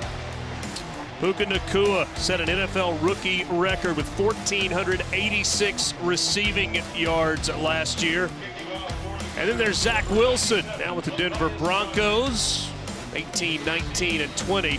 Back watching his alma mater on this Saturday night before the NFL season begins. And watching the play of perhaps the next star at quarterback for BYU, Jake Retzloff, who has set a career high with 3 touchdown passes. His last 2 passes in the game have been touchdowns. Low line drive kick right at the pylon, fair catch taken, and SIU will start at the 25. Been a busy weekend for Zach Wilson. He was in Salt Lake City on Thursday night to watch the debut of his younger brother Isaac Wilson, who's the backup quarterback in Utah, through his first touchdown pass as a Ute on Thursday night. Zach was there in the stands to see it. And now back at his alma mater with a big smile on his face as the Cougars lead 31-6 over Southern Illinois. Maybe he plays better. He's closer to home now, you know, being in Denver. Jalen Benefield in the backfield. Hezekiah in motion. The handoff is to Benefield up the middle for a short gain on first down. At this point, you know, Coach Hill is going to have to settle his guys down, get them playing fundamental football again, getting back to basics.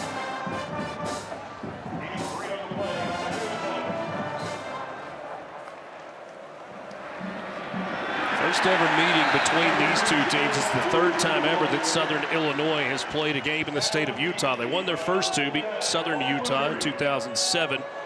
Weber State in the 2020 FCS spring playoffs.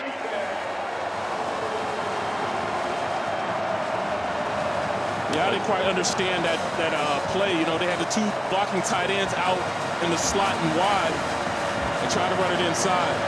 Sometimes you get too fancy for yourself, for your own self. SIU 2 of 7 on 3rd down in the game. DJ Williams, good coverage down the field, going to try to run for it. He gets across the 35 and picks up the first down. His legs are a weapon. He's a special player with his legs. And he can tie it in, you know, with the receivers that he has. You know, look at him, you know, he reads the play, nobody's really open, and then, you know, tucks it and runs it.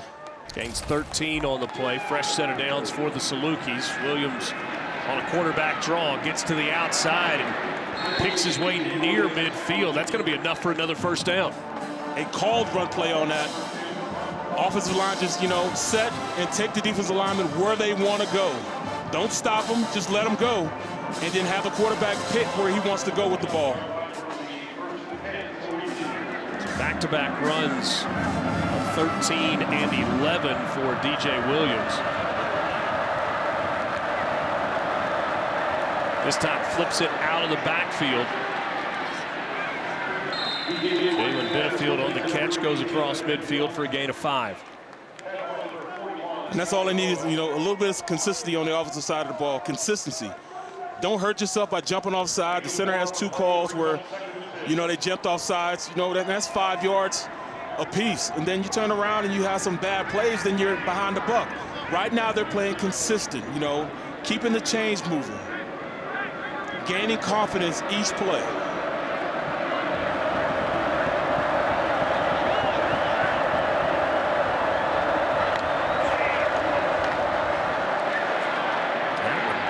In the backfield.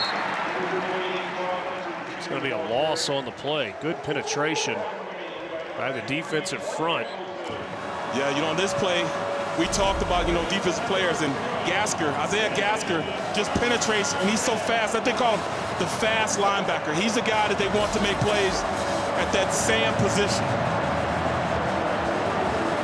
He runs straight through and just interrupts the handoff on the play. We had Mangelson that ultimately got the tackle, one of those defensive linemen. Williams delivers a strike, and that's good for another first down to Vincent Davis III. Just what you need. You want DJ Williams to settle everybody down, take lead of the team, grab everybody and just go about this slow and steady.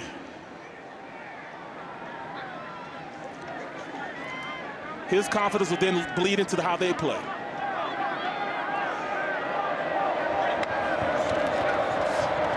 Give a speed sweep look, but it's Williams who keeps it. Gets to the outside, and he's got a chance. Williams to the 10. Williams into the end zone for a Salukis touchdown. 38 yards on the carry, and that's a big, important answer from Southern Illinois. Tanner Wall had a chance to get him down. He is special. Watch him on the play. It's a called run. That backside fakes it, gets to the outside, and that's a great block by the tight end. In fact, he finished him, pancake blocked him, and then after that, he uses his speed, get to the outside and score. After the play was over, unsportsmanlike conduct, offense, number 53. That is his first unsportsmanlike conduct foul of the game. That 15-yard penalty will be assessed on the kickoff. The ruling on the field is a touchdown. So that's Noah Finsky, Colorado transfer, who's been through 2 springs and 2 camps, but is just now eligible this year. He was a victim to his transfer rules, so he'll get that year back. This is the first year that he is playing. Extra point for Paul Geelan. Remember, he hit the right upright on this end earlier in the game. This time splits them, and it makes it a 31-13 game. Big night for DJ Williams. 38-yard touchdown run. It was an 8-play, 75-yard drive. Took just under 4 minutes. Our new score, 31-13 in Provo.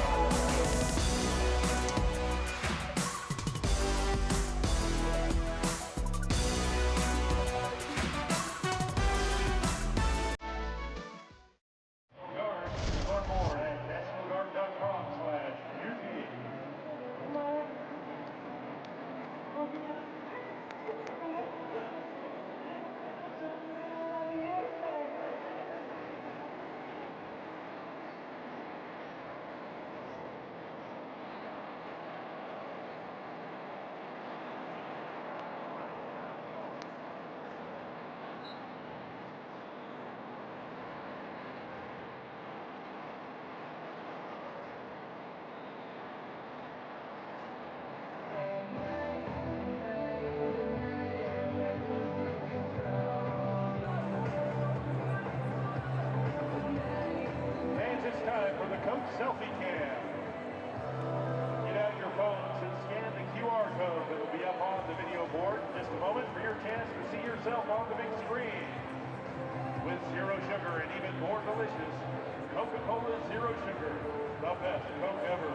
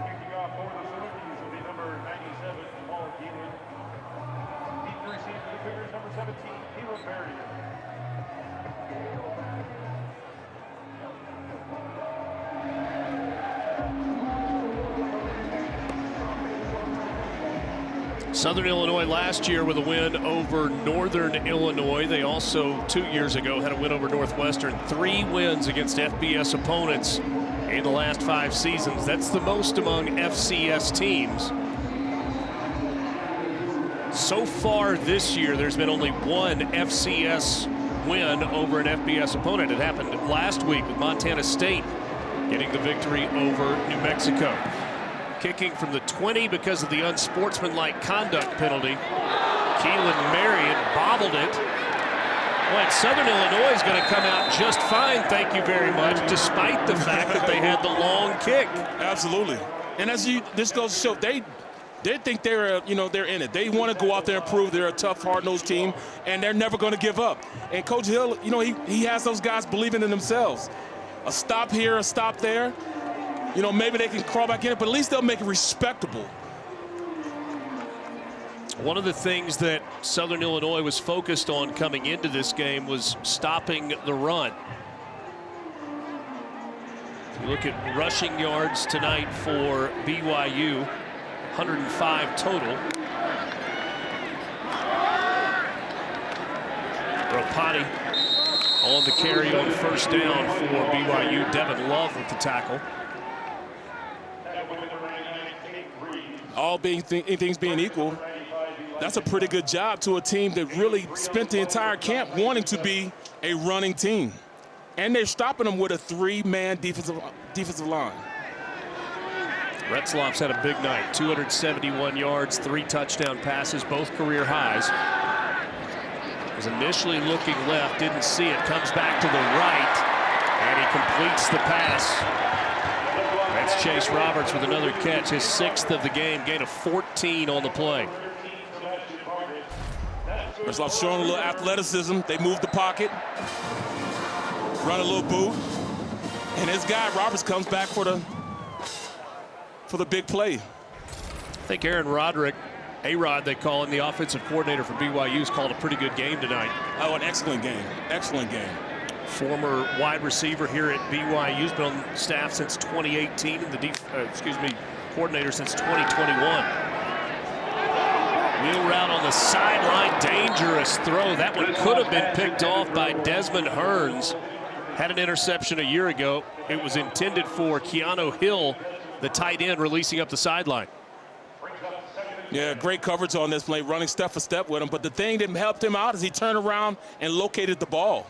And then, A-Rod, Coach, we loved talking to him yesterday. He was very serious about wanting to have a tough camp, and he was hard on his guys and letting them know, hey, I love you, but hey, it's hard-nosed coaching going on this camp. And he said if you want a lot of pats on the back and congratulations, you're going to have to wait and do it on the game field. Inside 3 minutes to go in the third quarter. On the ground to Ropati. But it wasn't, one of the things that stood out to me, Barrett, it wasn't just we want to run the ball because we want to run the ball. If you go back to 20, 21, and 22, those were good rushing teams, but it also set up the play-action pass to give guys like Zach Wilson and Jaron Hill the opportunity for big numbers in the passing game. And that's exactly what has opened up for them today. They were able to go out there with 12 personnel like they have in now, run play action and push the ball down the field for shot plays. 3rd and long. Ratzlaff flush to his left. Going to try and run for it. He'll get the first down and step out of bounds without taking a hit. Run out on the play by Jeremiah McClendon. Gain of 11. And, Coach A-Rod said, what's the biggest thing that's difference? You got to make better decisions. This is a great decision by him running out. He tells the tight end to go, go, go. But then he keeps the ball. He doesn't try to force the ball down the field. Could have been a potential interception. He keeps it running, get the first down, and that's him showing great decision-making as the quarterback. It's actually Chris Presto, not McClendon, who ran him out of bounds.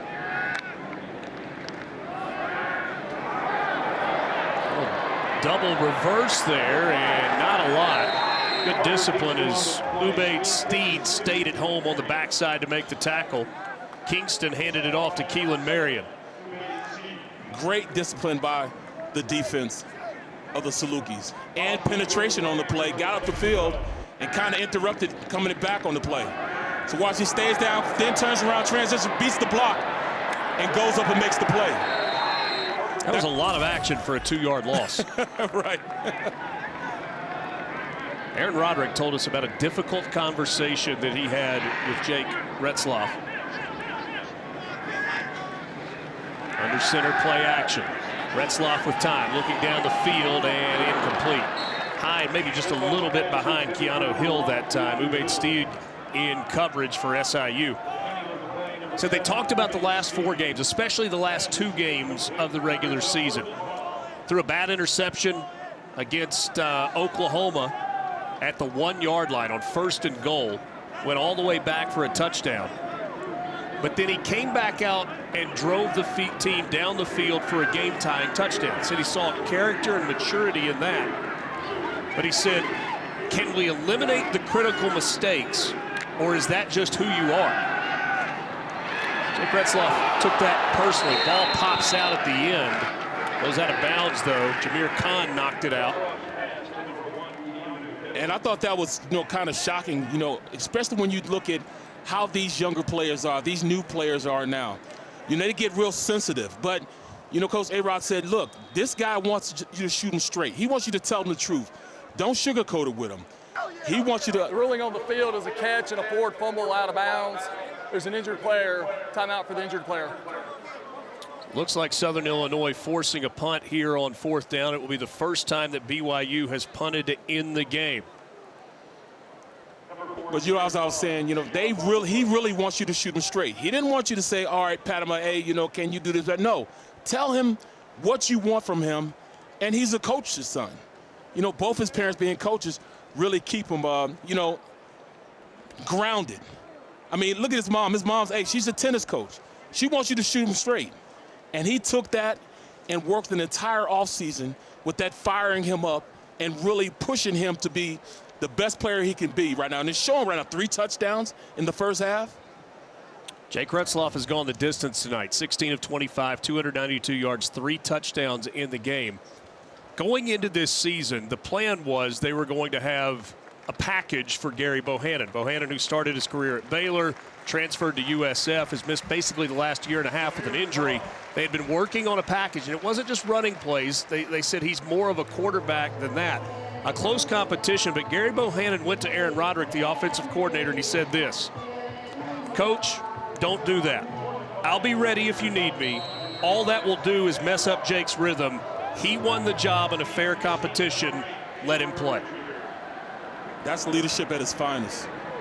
And one of the reasons that Gary Bohannon was named a co-captain on this team in his first year with the BYU program. Good to see injured player okay there for SIU. Their catch. So the Salukis got what they had to have there. They had to have a stop, and now they got to score because there's only 27 seconds left in the 3rd quarter and still a pretty significant deficit. Still fighting. And they're going to show up just because they're a hard-nosed team that wants to show, hey, we belong here on the same field as this BYU Cougar team. DJ Williams has had himself a night. 14 carries, 115 yards on the ground, a couple of touchdown runs, also 84 yards passing on 9 of 15. We did not know that he was going to be the starter coming into this ball game. Pass incomplete on 1st down in coverage there. Mark Collins, 5th-year senior from Sacramento State, and the transfer from Weber State here in the great state of Utah. Yeah, we really thought Hunter was going to start. Hunter Simmons, who's grew up in there, being a Saluki fan. Didn't have the opportunity to play last year, but, he has the same measurables as DJ Williams. Williams just won the job from him. Williams to pass on 2nd down. Pocket collapsed on him. He gets it out. Ball comes out loose, and who's got it? Looks like BYU with the fumble recovery. That is Logan Latui. Sean Lester caught it, coughed it up. Latui there to take it away. And now BYU with golden field position. That's one of the keys Coach Sataki talked about. Big plays, turnovers, and sacks on the defensive side of the ball.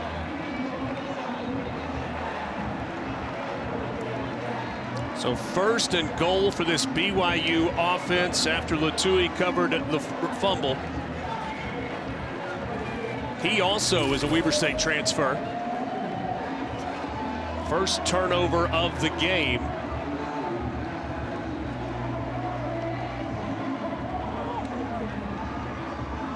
This defense has played substantially better than they did last year.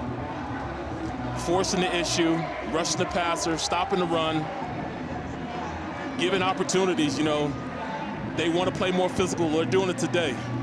But on the other side of the ball, the Salukis are doing the same. Just a little too late, but they are showing they can fight. Too many too many small mistakes that turn into big mistakes. Jumping off sides, the fumble here. The ruling on the field is a catch and a fumble recovered by the defense. The previous play is under further video review. That's Kevin Randall, our referee, standing with that replay official on the sideline. Now bring out the on-field monitor. Rich, I'm gonna tell you the truth. I never know what's a catch and what's not a catch, what's a football move or anything else.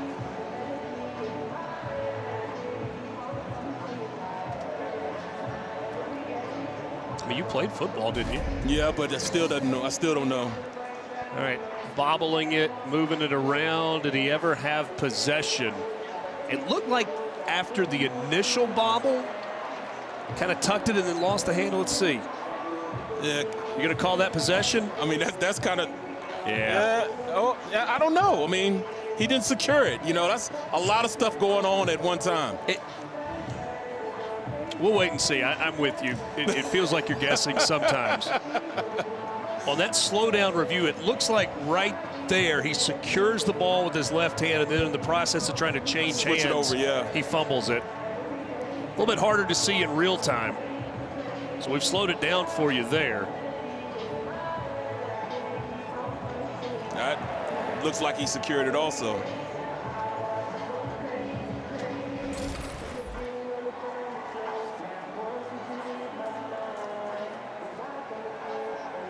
How about Coach Satake calling defense?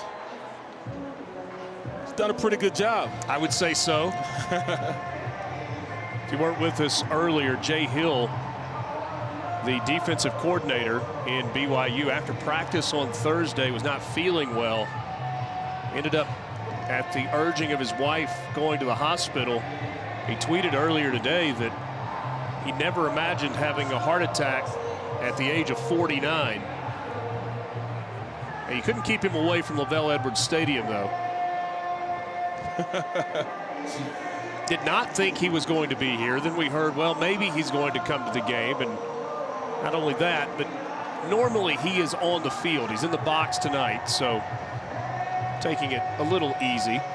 Yeah, you know, a couple officials from that give us the information said, well, look, you know, it's either have him home and ruin his TV at home from throwing stuff and hollering and yelling, or, you know, send him up to the stadium, at least give him an opportunity to sit upstairs and see the game from that vantage point.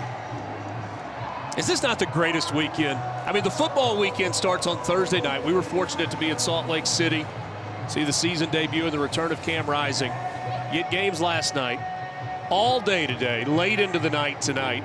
We'll do it again tomorrow night with LSU and Southern Cal in Vegas, and then again on Monday night with Florida State and Boston College to wrap up a long week one.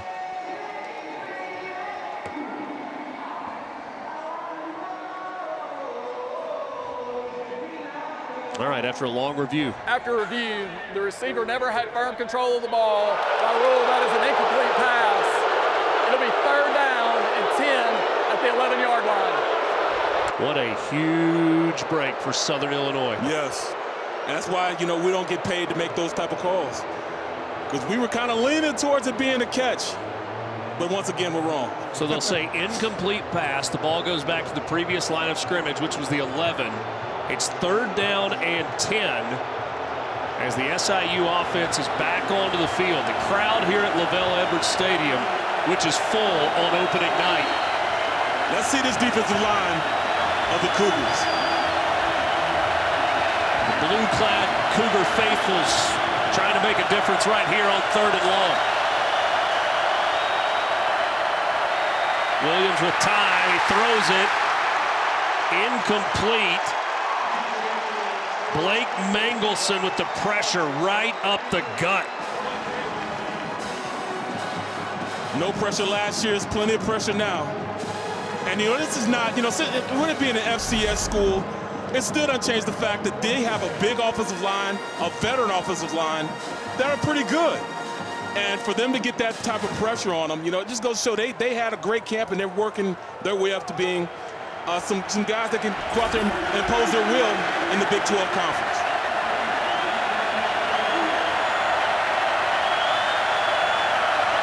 Seven seconds left in this fourth quarter. Not a great punt. That one goes out of bounds. So BYU did not get the turnover, but they're still going to have great field position. Let's see where they spot it. They're going to put it at the 36th scene between the third and fourth quarter as BYU tries to add to the lead. Retzloff takes a shot down the field. Caught. Chase Roberts hauls it in just outside the 10-yard line. Favorite talk about chemistry. Both he and Roberts have it. You know, this is just a post corner. Get some pressure. I'm going to go to the guy I know is going to catch the ball. Gain of 25, now to the ground. Here's L.J. Martin, picks his way across the 10 as a flag comes in. You watch him, I mean, just a security blanket. You know, Holding. usually you should do it. Offense, number 70. 10-yard penalty, replay first down. That's the big man in the middle, Connor Pay. But you know, usually, Rich, you know, it's the tight end, it's probably the quarterback's best friend. But hey, I'll tell you what, Roberts is his best friend. That's his go-to guy. He gets in trouble, he's going to Roberts. He's always looking for Deuce, number 2. 7 catches, 108 yards tonight for Chase Roberts. He's been targeted 8 times. So back it up to the 22, 1st and 20. BYU can get a first down without scoring.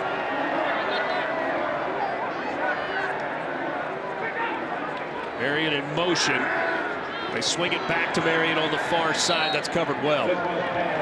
Sebastian Vargas there to make the tackle.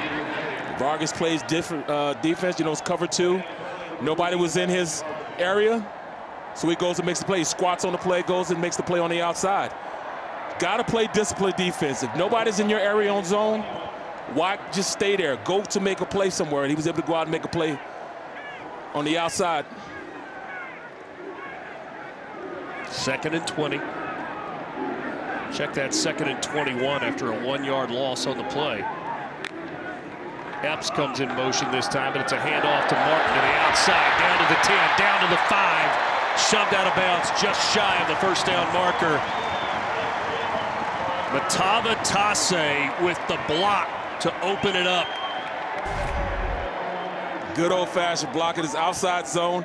They were to catch on the outside with the tight end, blocking at the point of attack. Gain of 19 on the play. It's 3rd down and 2. Back to the ground. Martin pushing the pile. He's going to be brought down just short of the goal line. Rich, physical football. Line it up. My big guys are going to beat your big guys. Stay on the block. I was always told, you don't need to blow them off the ball. Just be in between me and the defender. That's all I was told him. Charlie Garner would tell me all the time, you got to blow him off the ball. Just have your body in between him and me, and I'll make it happen after that. And just keep your legs driving. First down, goal to go for BYU, about a foot from the end zone. And BYU going to take a timeout. Looked like they were trying to get a heavier package in that time. Timeout, BYU. That is their first. It'll be a full timeout. Yeah, you know, because my first 4 years, I played with the Eagles. Same thing, man. Just drive them off the ball, great football, hard nose.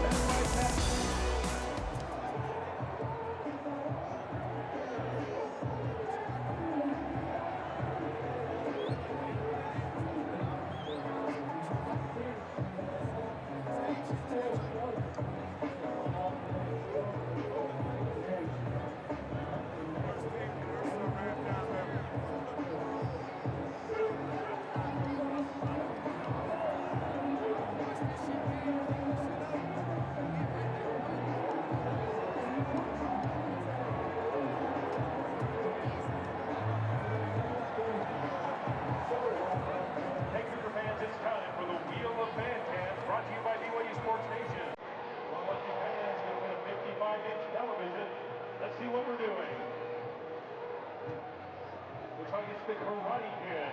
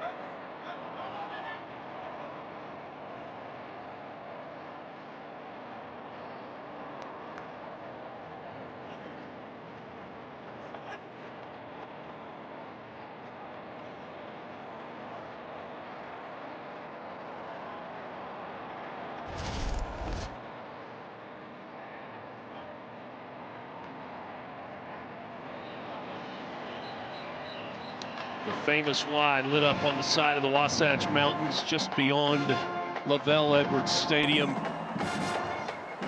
There's nothing quite like football under the lights. But when the sun's out and you've got that view outside this stadium, I don't know that there's another view like it in college football. L.J. Martin lined up behind Jake Ratzlaff.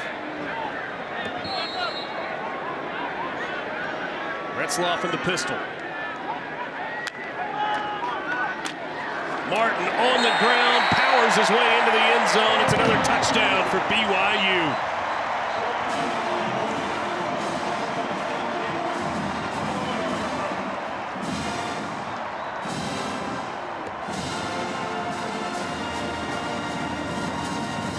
Second rushing touchdown of the night for L.J. Martin, one of two running backs that's been used heavily. He and Hinckley Ropati. That's just great up front. Drop him off the ball. Running back just stands up. He runs in standing up.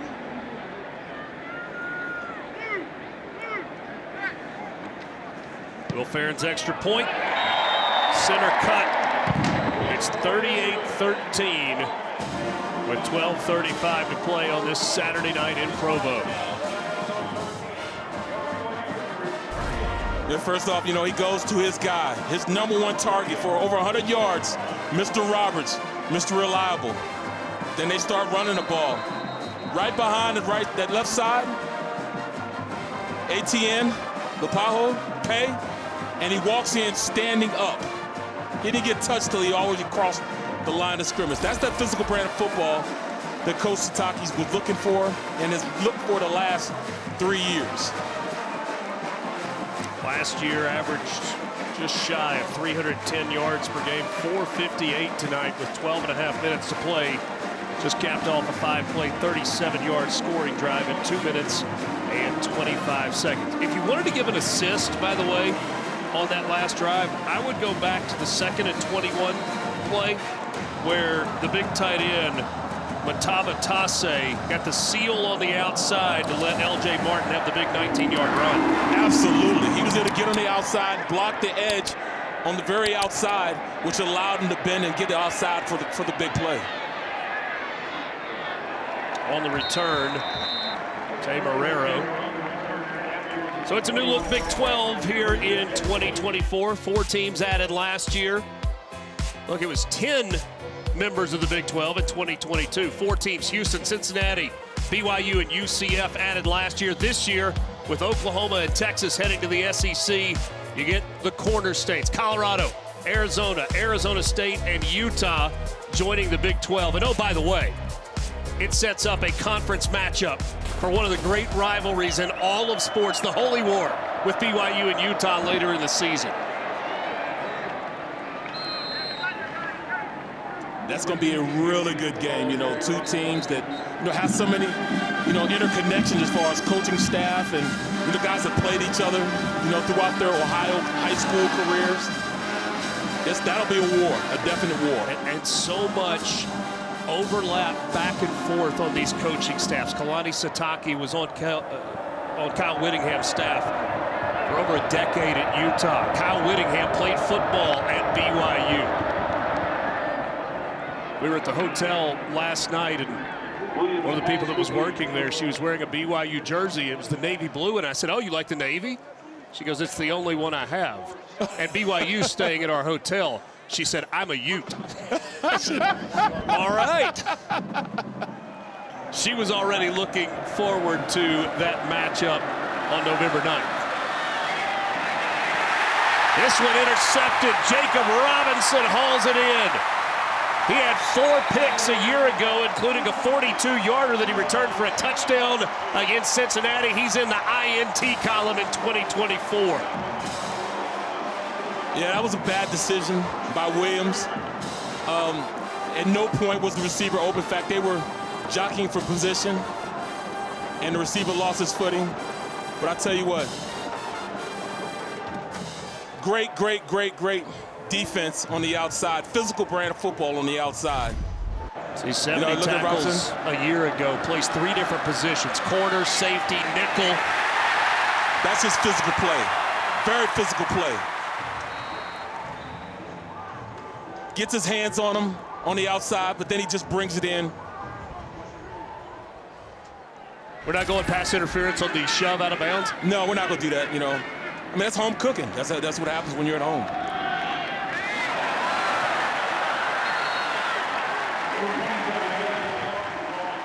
It's turned it into the L.J. Martin show late in this ball game as BYU now in a spot where they want to see that clock continue to roll.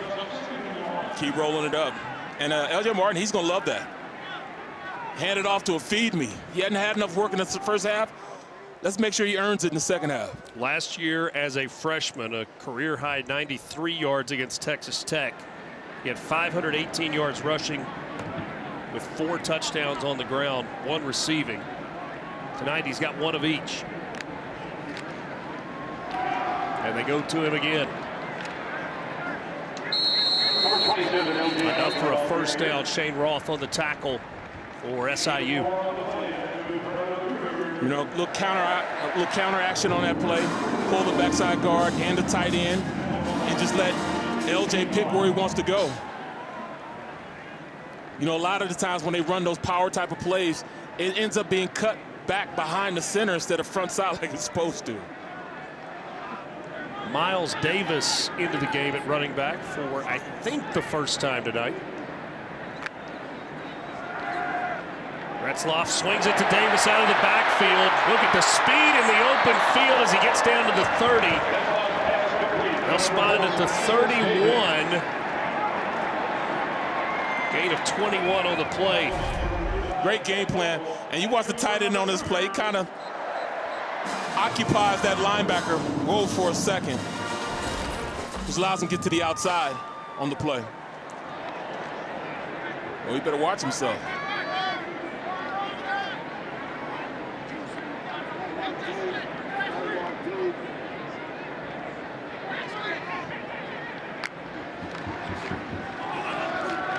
Off to Davis, and he is met by a pair of white jerseys, Colin Bohannick and Lewis Wilbert on the tackle.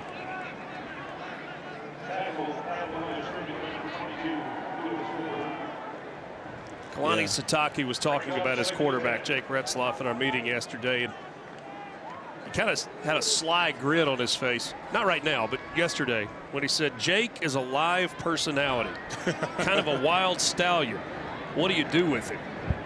But then he pretty quickly followed it up with one of the best learning quarterbacks I've been around.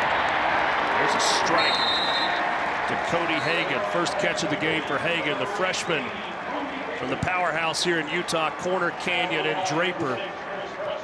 About half an hour, maybe 45 minutes from where we sit right now. Gatorade Player of the Year in Utah. Had 51 touchdown catches in his high school career. How about Jake Retzloff settling in as well? He has hit 11 of his last 13 passes, including 2 touchdowns.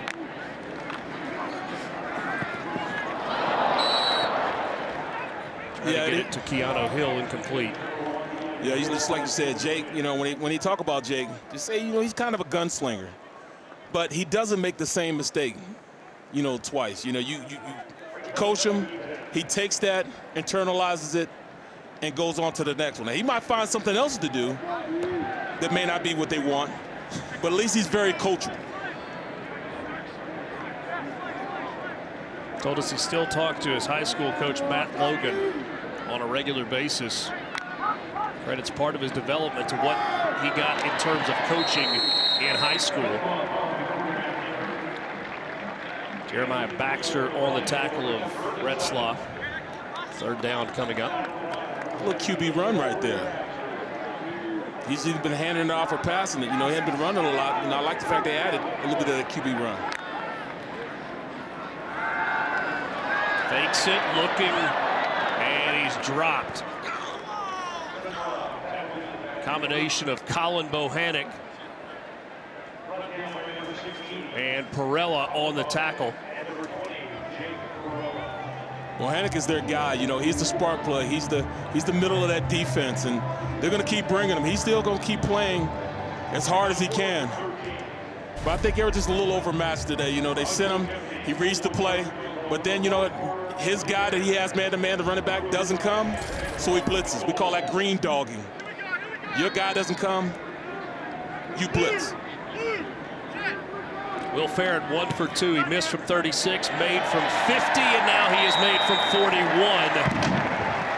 As it's now 41-13, 7:09 to play at Lavelle Edwards Stadium.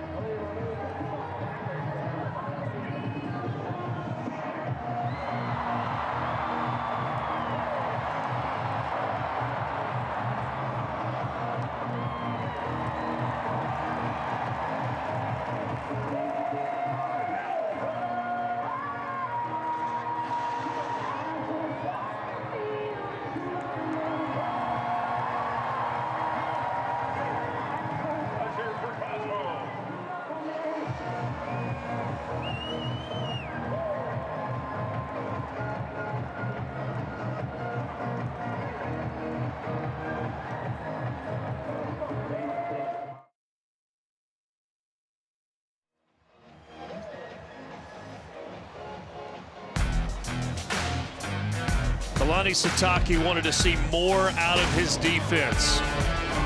They have delivered on opening night against Southern Illinois. Forced a couple of turnovers, better pressure, physical at the line of scrimmage. Kalani Sitake calling the defense tonight. You see the difference in the numbers from a year ago. Drastic defense. Including 2 sacks despite averaging less than a sack per game. Jay Hill is the defensive coordinator, not coaching tonight, though he is in the box. His wife Sarah actually is sitting there with him in the box. BYU officials told us before the game, not sure if Sarah's going to let him come to the game tonight, but she is a cancer survivor. She is tough as nails. Right. And we're going to bet on them being here tonight, and that's what has happened. Certainly, we wish a full recovery to Jay Hill after the scare that he had, as he described it, a heart attack at the age of 49 on Thursday afternoon after practice. Yeah, I think Wifey's right there to be policing the situation, making sure he's not as involved with play calling and everything else. Okay, I'll let you go, but I'm sitting right beside you the whole time. Calm down, Coach. Calm down.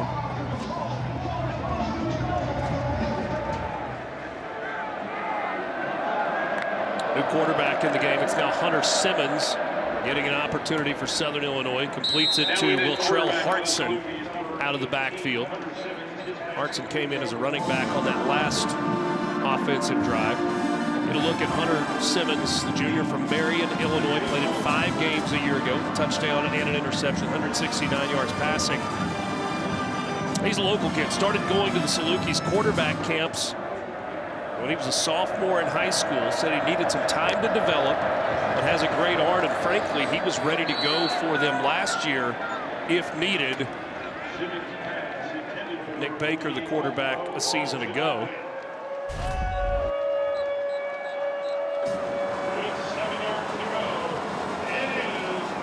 Third and 7 here for Southern Illinois. Salukis were an FCS playoff team a year ago. They're playing about the most difficult FCS conference you will find. The league that includes South Dakota, North Dakota State, Missouri State, South Dakota State, the 2-time reigning national champion, who lost for the first time today since opening day of 2022. Lost that season opener in 22 to Iowa, won everything else all the way to a title. Last year ran the table, undefeated FCS national champions. Lost today in Stillwater to... The ruling on the field was an incomplete pass. The previous play is under further video review. Lost to Ollie Gordon and the Oklahoma State Cowboys in Stillwater earlier today. This should be a short review. Yeah, it should be very short. Yeah, but you're talking about, an FBS team, FBS killer that plays tough. It just so happened they're going against a BYU team that is not as bad as what everybody was thinking. They're not the same team that they saw last year or when they first entered the Big 12 conference. They're definitely not. And they seem to think that themselves. After review, the ruling on the field is confirmed. It was an incomplete pass. Third down. Yeah, and Kalani Sitake and really Tyler Batty both kind of admitted that the transition to the Big 12, there was a learning curve. Absolutely.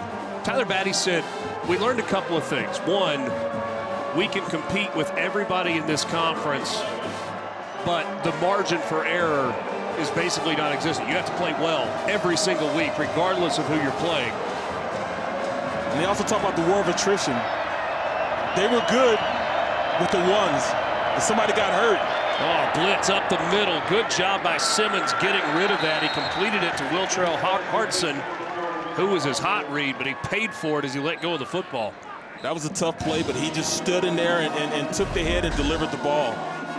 That just shows a hard-nosed kid. Understand he's going to get hit, wait for the route to come, develop, took the hit, and delivered a catchable ball to the receiver. Managed not to get a roughing the passer call there. Keelan Marion back to receive this punt. What a busy night punting for Paul Gielan. He hits a good one here. That drives Marion back. And he had it go off of his hands and out of bounds. I'm sorry, that was Kingston, Parker Kingston, not Marion. BYU deep in its own end of the field with 5:47 to play.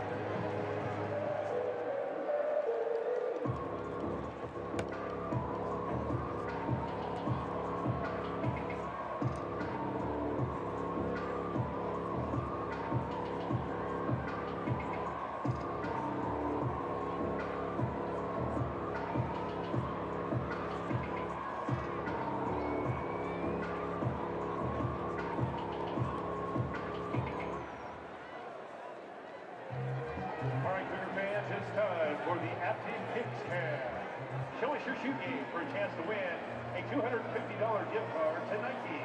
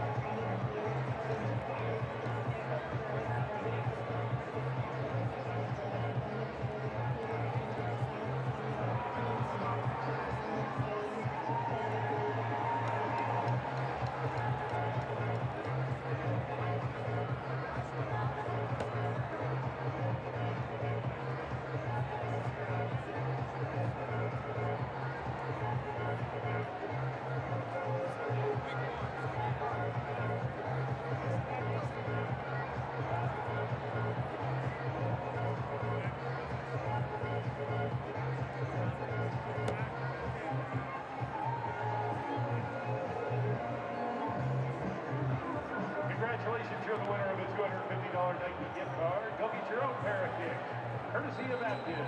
If best stay away, Active is why. Providing home field advantage to homeowners everywhere.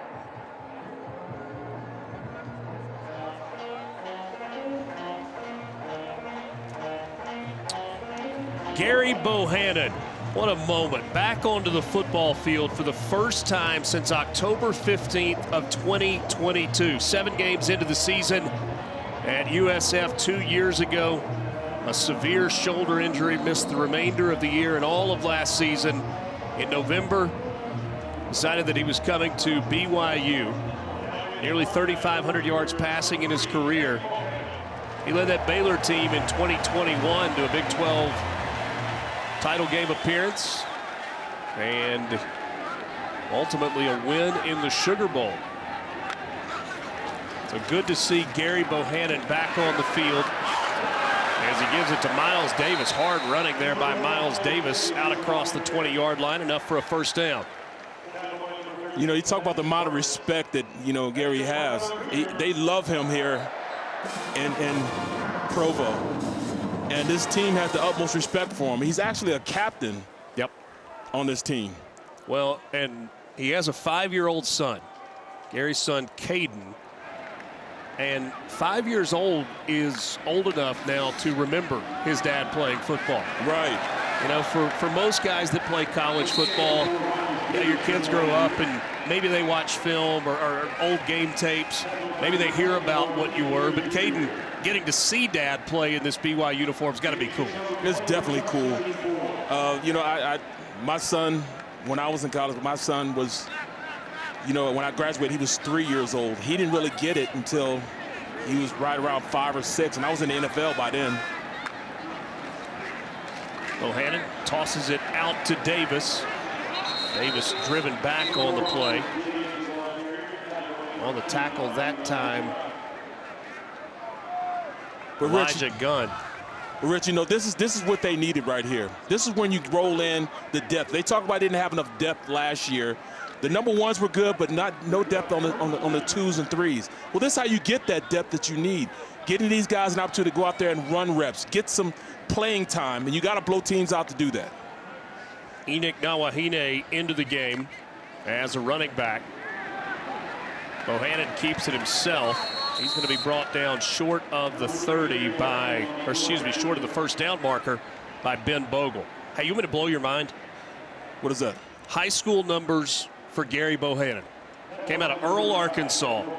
In his high school career, he threw for 11,362 yards and 142 touchdowns and rushed for 5,925 yards and another 70 touchdowns. Wait, Rich, I mean, he went to school for 8 years in high school?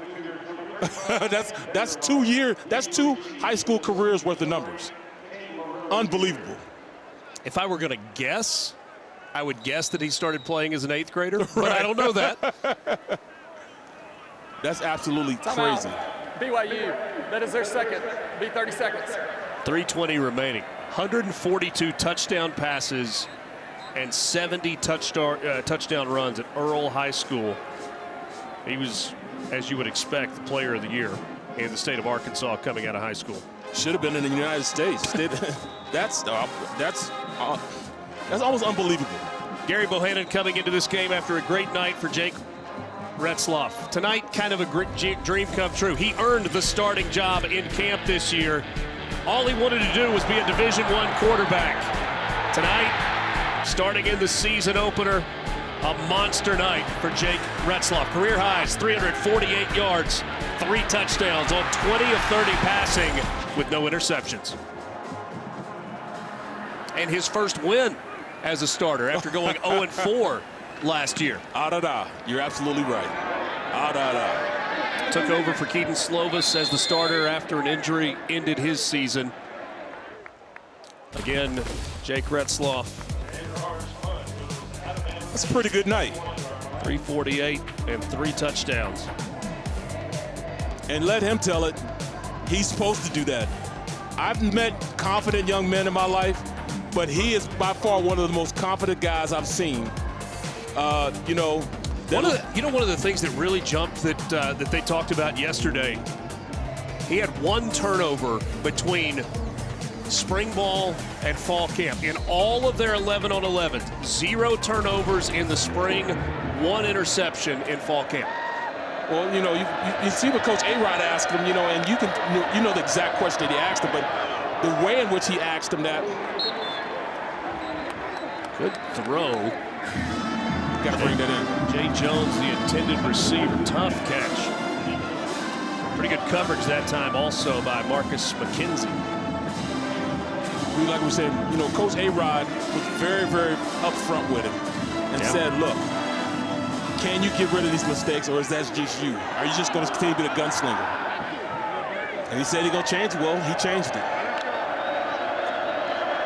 Simmons over the middle, complete out to the 25-yard line.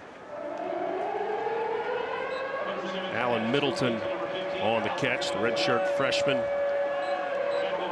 Hunter Simmons looked like he has control of his offense.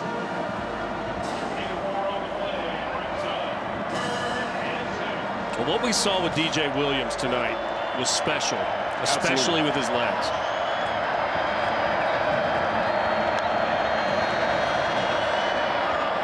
Third down the sideline, overshoots the intended receiver, trying to get it to Jay Jones again. Again, Marcus McKenzie in coverage.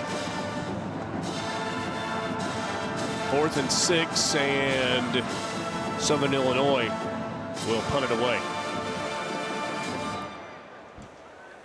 This will be a tough team in their conference. They will definitely play better in conference play. They just caught a very confident BYU Cougars football team that has a lot to prove to not just the Big 12, but to themselves, that they can compete in the Big 12. They definitely found a guy that they can rely on at the quarterback position. Jake is definitely their guy. Big return. This is Parker Kingston. Finally pulled out of bounds as he crosses the 40-yard line. This BYU team playing in the Big 12. Pretty challenging schedule as you look ahead. Next week, they will go on the road to Dallas to take on SMU. That's on Friday night. You can watch the game on ESPN2. Then a road trip to Wyoming before hosting number 18 Kansas State. Look at that, 5 top 25 opponents on the schedule this year. That's tough. And then that November 9th game, backyard brawl. The Utah Utes. No, that's West Virginia and Pitt. What was it? 41-13, BYU leading it over Southern Illinois. Bohannon gives off again to Miles Davis. I guess we're going to have our 2-minute timeout. 2-minute timeout coming right about now. 2 minutes remaining in the ball game. 2nd and 6. 41-13. BYU leading it over Southern Illinois. Who's got it better than Cosmo? Friends, they love Cosmo here at LaVelle Edwards Stadium in Provo.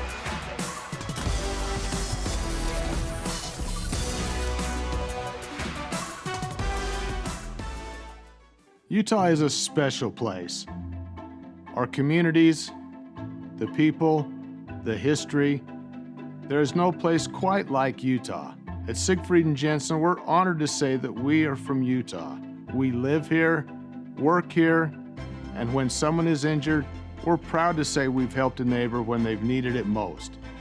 We know Utah. At Siegfried and Jensen, we're here for you. Learn more at siegfriedandjensen.com. Hey, it's all right. Come on, relax. It's okay.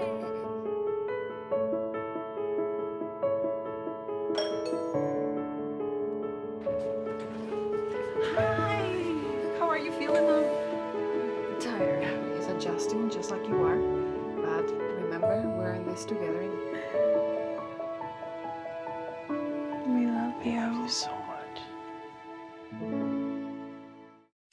Now that BYU is in the Big 12 Conference, it's no surprise. The Cougars are facing some tough competition. As a business owner, you experience the same thing every day with your company. So let's work together. You'll be a vital part of our team by supporting BYU's 623 student athletes, and we'll assist your organization in getting the results you want. Email sponsorship at byu.edu. That's sponsorship at byu.edu today. BYU Athletics and your business. Let's team up.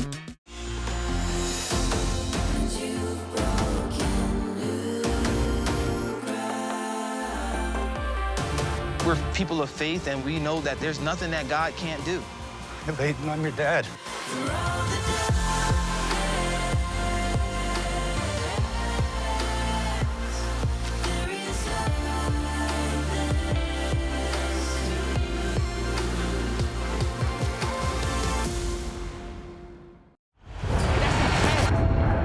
Everything you thought you knew is brand new. We on a new wave. This ain't what it was. See, when the game changes, so do we. Every day, every play. Always been greater than 12, now standing 16 strong. In every end zone, any time zone. When everyone else keeps asking, what's next? We know we are. Final 2 minutes from Lavelle Edwards Stadium, where much of this slightly over-capacity crowd tonight of 63,712 still hanging out. Was very impressed with the BYU student section, who basically filled up their allotment of seats about an hour before kickoff when it was 90 degrees, not 74 like it is now. As soon as the gates were open, and they came and took their place in the stands. That was Enoch Nawahine on the carry. Good enough for a first down, and so BYU at this point able to just run out the clock as they will begin this 2024 season 1-0. And I would think a lot to be pleased about for Kalani Sitake and this coaching staff.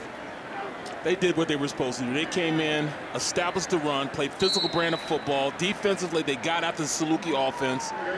Everything that they wanted to do, they did it tonight. I'm impressed by how they played. Even, they didn't have their defensive coordinator. The head coach came in and filled and called a masterful game for this defense. Offensively, it really highlighted how special this offense could be, especially with, how Jake threw the ball, made decisions, and, orchestrated a great game for this Cougar offense.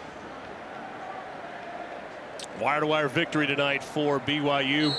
Scored on their opening offensive possession of the game, and with that kneel down, this one is in the books. Beautiful night, packed house, and a good start to the season for BYU as they begin year number 2 in the Big 12 Conference. A lot of respect between those two men, both in their 9th season, both coaching at their alma maters. Kalani Sitake, of course, for BYU, and Nick Hill for Southern Illinois. Next up, the Cougars will travel to Highland Park, right outside of Dallas, to take on SMU on the road. SMU team certainly wants to play better than they did. And